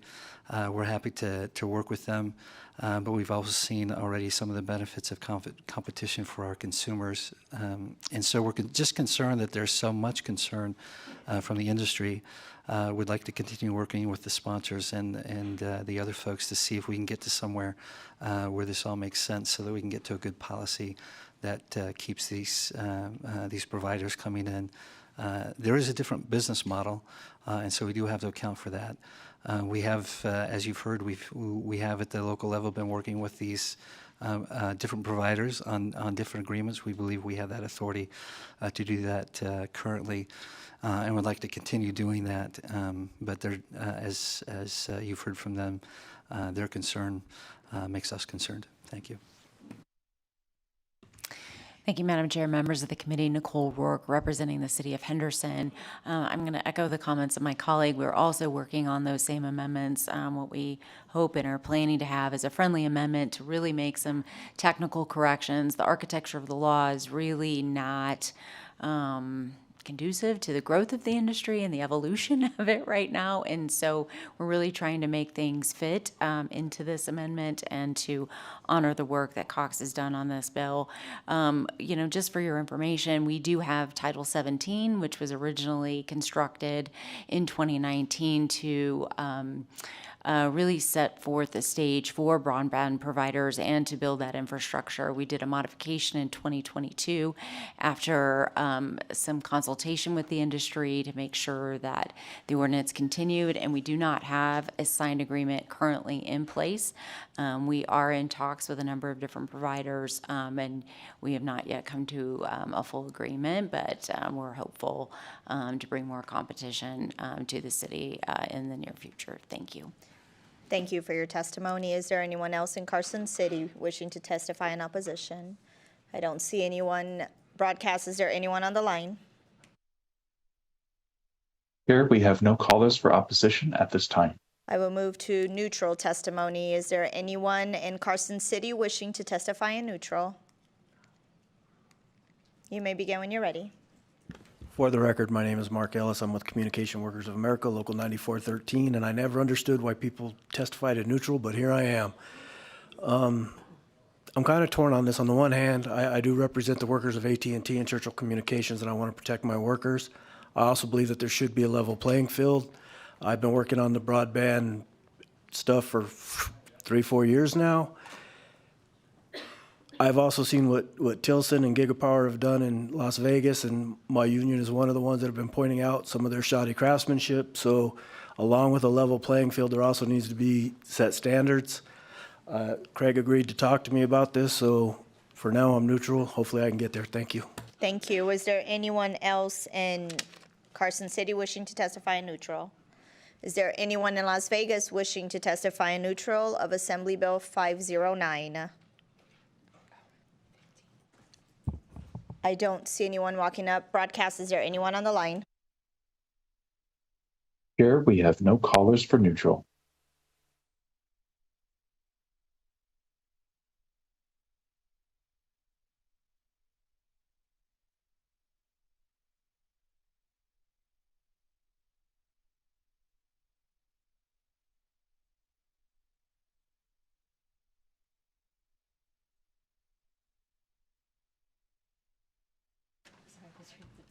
Thank you. Your final remarks. Thank you again, Craig Stevens, for the record. I just want to thank the committee so much for the opportunity to present our bill. I just want to make a few clarifications. My apologies if the Arizona answer was not as intended. It's simply they don't have a statewide regulatory framework. They just go to their local governments, is what I believe. And so that's what we're hoping that we're trying to do. Number two, Google Fiber did nothing wrong. They came into the state exactly as they should, exactly as the law lays out. And so I know they claim that I said something on the record that they didn't. That's not my implication. They did everything they needed to do. We just need to update the framework so it makes a little bit more sense. And number three, if there need to be further protections in the bill, if these companies, as we transition from the old regulation to the new one, if they need more protection, if they need more guarantees so that they still get access to the right-of-way as we move into this new future, we're happy to discuss that with them. Our intent is not to get them to stop building. Our intent is not to get anybody out of the right-of-way. Our intent is simply to make sure everybody is competing on an even playing field with a regulatory framework that makes sense. Thank you. Thank you for your presentation today. I will now close the hearing on Assembly Bill 509. I will now open up for public comment. Please address your remarks to issues that fall within the jurisdiction of this committee. Public comment is limited to 2 minutes per person. Is there anyone in Carson City that wishes to give public comment? I don't see anyone. Is there anyone in Las Vegas wishing to give public comment? Broadcast, is there anyone on the line?